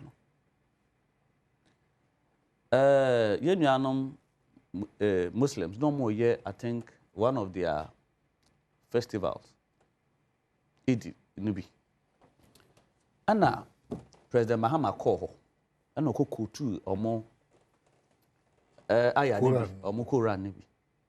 Edu no so no wo kasa o say Malam John Malam John he ana odi Mahama ho few. Pato e no kra na nya no kra. Me mi so kasa. Na efe. Sabra na hwan ana wa make statement bi about religion atia no yonko omo ye now a vice president I was a promote inclusiveness because we are a secular country who sere candidate say wakokotu I am a Christian na wa ba ho no obe kotu Quran ti Malam John na wo sere wi asia wo se yanto abamam na be nkramoni a wodi nkan ya wo be president wo konkramofum na wo kasa ahire wo enti wa nkasa ana wo ma kwan se yemfa saa religion asem no mfa nyeka nti ewie na se boa wo amoa wo memma meka ho asem ma mo meka ho asem say ye na ye de ye campaign so what the bar you don't expect that who this year mo obi ntwa and the other bar ye nyina ye politicians ye de be hia ti sa asem ne de omu nyai ka na omu ntu no fo sebi omo ne nkasa ti ebe ye yi a omu fo so sade na be ye de ye twan no because me de bia me ka say NDC ye be win ye be lose next elections no enye de MPP for the neighbor ye nyuma and ye dwuma pa ye be na bam enti de bia because so obi frame ya ya tese asomasi so obeba asomasi so na me say dabi mamo me ensha sir because we are less than 5 months in on the seat I don't think I was me ko hwe ma twehwe de oba eye madwuma meye ne be kire na be kire se me ye dwuma pa omo de obi aba emfa me ho no asem ba se madwuma ye no nya papa na me nim say so omo de sabi obi asabi ne mu duro kra me ba obeyi me ahwewo because at the end of the day na Ghanaians they are discerning omo nto about based on just political party colors and other things be mo percentage no bi wo ho sa but percentage no reduce ekọ ba bia ye hwe de obetumi aye e de aboa constituency no de obetumi aye de aboa o my Ghana with policies and programs enu ti ye hwe wo. All right. Nemo ye pese ye bo omo no mo build the party no because a political party organization in Ghana. And this ye university. Omo njintum no mo ye polytechnic. And that's a college of education. Omo nyina hu nya because college of education omo teach teacher for boa yen. And a university nso wo ho no nso boa yen. By degrees na omo kwaje no. Right. Enya pe. All right. Also mo ko fa mpa bebre ni no mo ko fa obi obetimi ne Johnson Asiedu nkati amachi omo de obi aba kenkran omo de obi aba kenkran omo de obi aba kenkran ye nsesa kire so what is omo say ye koyi sabi Haruna minister ene muntaka mu free ho na no omo so koyi omo so change ye sabi o ye resha for ho no omo ye ne propaganda incite say nkabia muntaka ne yinum be mfitiase huru kakra ye tena ase obi ate ase die ntia wo say ye changes ni ade omo soro ya no omo so koye bi na omo kom koye bi de afenyo markings de no bae ewi ase omo anka say confess say amwo lo emesa e de omo mra mesua ade wo yo lo emesa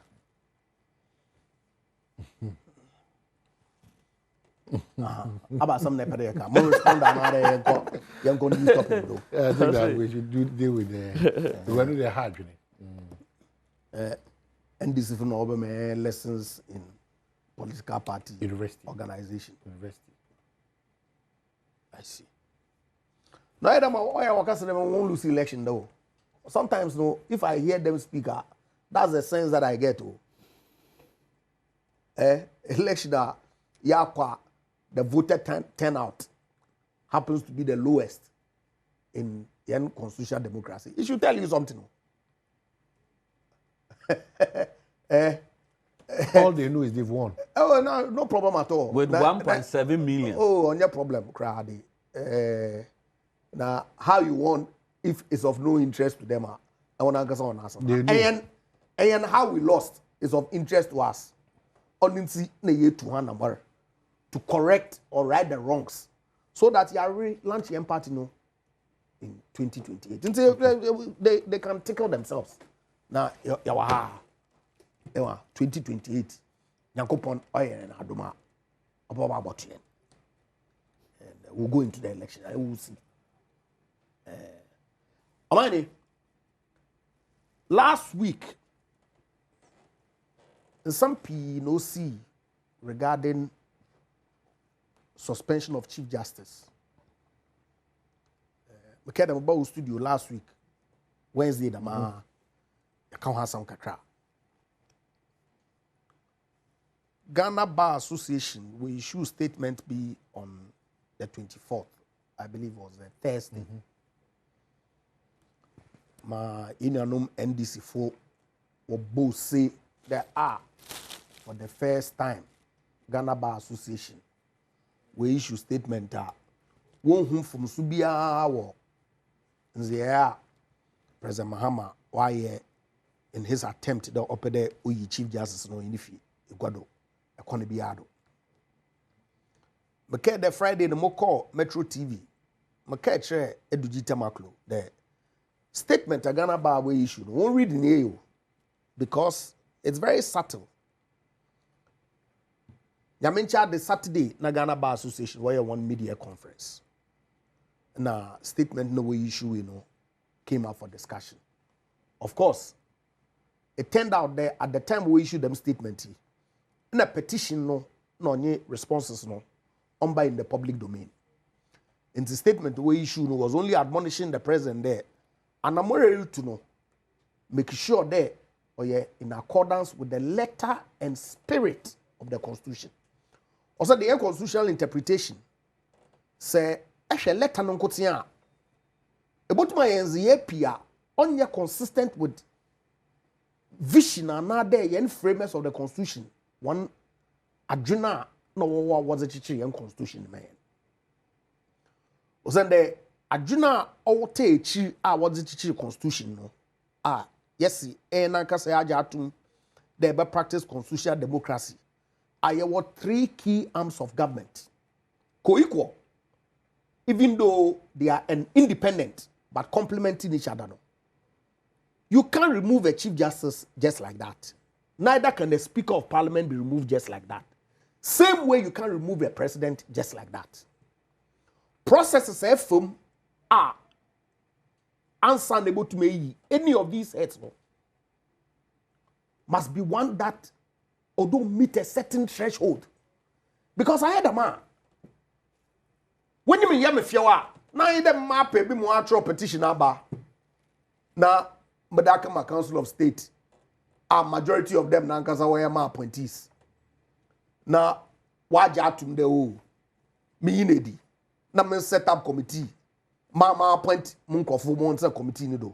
Now when you go through the process and when you wait. But when you mean Yamifiawa be amutu maye. But young constitutional construction no, it prevents inherently that when you mean Yamifiawa motu me you did just like that. Onunti ina ose or require there before able to set up committee na ampono. Yes, yaji tumde bia na obi at an office bia no won fom. Chief Justice or Yimpa, she may have erred, she may have breached the law, she may have acted in a manner that breaches the Constitution. And yes, you can remove her if that's the case. But context though, in some keke warakeka na no keka win na no would determine whether at the area no or no condo another or yet remove power ball from the non powder there condibiado ebe imaminifio. Into Saturday Ghana bar wo kweke no at the time na petition naba responses naba na minimo bia oye nyimzini sebe o waken kan petition no waken kan Chief Justice no response. Obo conclude that the Madi day there is basis for further investigation. I haven't seen one except NDC people. Ghana Bar was privy as at the time that they were holding the national media conference of the facts. And so they needed to come out to put out a statement. Hey, Mr. President, last week you issued statement too.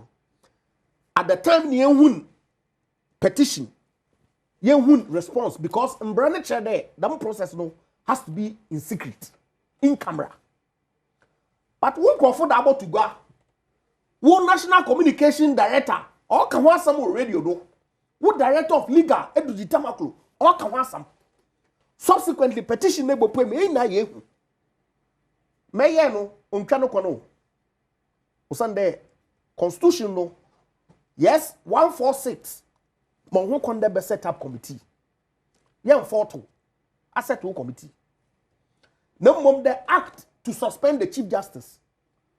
What decision no is in breach of Article 296 of the Constitution. Which states that? Which states that Ansana ever exercise discretion in a certain manner or there set rules are over guide the exercise of that discretion. That has not been done. And in this case, we think that you have erred. In the Yasrao, obeya nka revoke wo suspension no. Not number 2.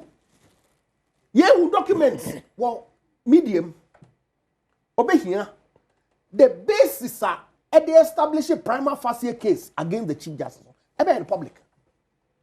So we know that since Nam Duma as I establish prima facie because in all honesty say read the petition no read the responses now. I cannot for the life of me understand. Yes, of course. Council of State ain't able. They are an eminent group of people, Ghanaian citizens. But they are not beyond reproach. And in my view, how they came up with a prima facie determination for which they advised the president to set up a committee beats my imagination. Because I can competition in the cracks are what did you know? Chief Justice not travel now. Apart from that, I don't see any other basis in there. And her responses that she's giving, satisfactory. Police not supporting, clear cut. President need terms and conditions of service. We know. Speaker needs yenim. Because they are all Article 71 office holders. And see, nobody can fault the Ghana Bar Association. Especially those who were hailing them only last week, Thursday and Friday.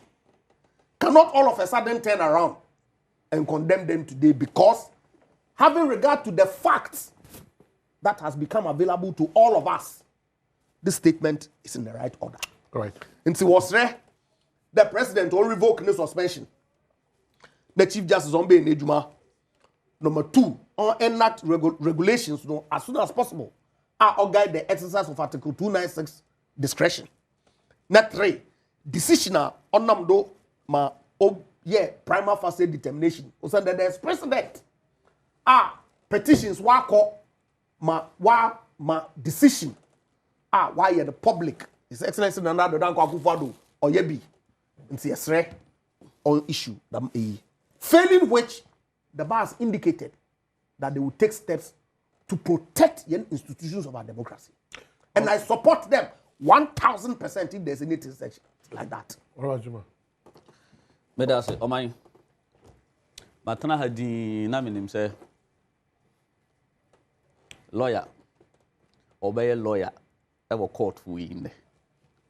But send a medi can't wanya lawyer or your NPP representative, Juma, which that is it. I don't know about it. But I am one say, and some of can in ano. Me who baby potia, obeti maka say, President Mahama wadi for. Okutu one article be 146 or so. 296. No, 296. Dead on arrival. Your precedence. Ransford, is it Ransford France or so?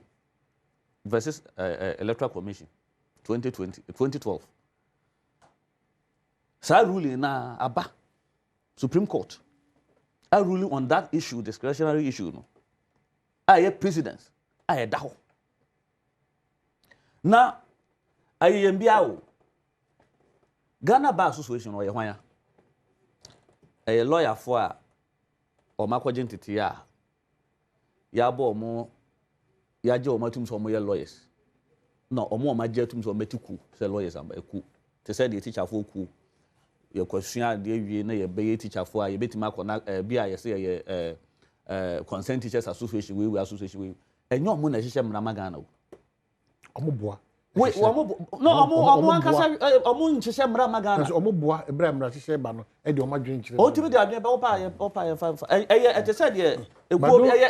I don't just put it. We are lawyer. I don't put it under the carpet. They are forced to reckon with. They are forced to reckon with, but a institution of regulating laws in this country. Lawyer, necessarily a kind of say a judicial service something. Enye Ghana Bar Association. And obi anim Ghana Bar Association free tete. Ebe si ne. E de ni munipa. Na ye bia o man wo se o mo koye media dey. And o mo dey say dey na ye do media. ana omo calendar omo calendar na bia won tiase no ntira me busa no ntira me busa me nka me because me dey me ntiase omo calendar might be different from your normal calendar ntira me busa no because me we are not in legal year no start October. Most start October. Enti mo media. Me person busa mo media ni ana. This year pen away media conference. No, me can say this year. Me person busa mo say mo media. Yes, esi ewo April. Enyo. Enye establish. Ewo ha na obi o hwe bia ntie say lawyer Ajapa say lawyers omo media. Ende ye kan say April. Na ye fan free no me nim. Enti na pese me hu. But omo wo kromo ha. And the same petition ni bi. Independent constitutional bodies no. Anya chief justice no nko anya judiciary no nko awo. Anya judiciary strike ka ho. Commission on Human Rights and Administrative Justice o ka ho. Ebra President Mahama ekoye awura bi ana ma mi bi afen Loretta Lamte. MPP for MP baako na ne colleague no ane papa yi e na te parliament insawo madu ajiri MP honorable Adom pre Richard Nyama a petition president on the same a year bi kwan we ya so be the petition come president Mahama refer here the man that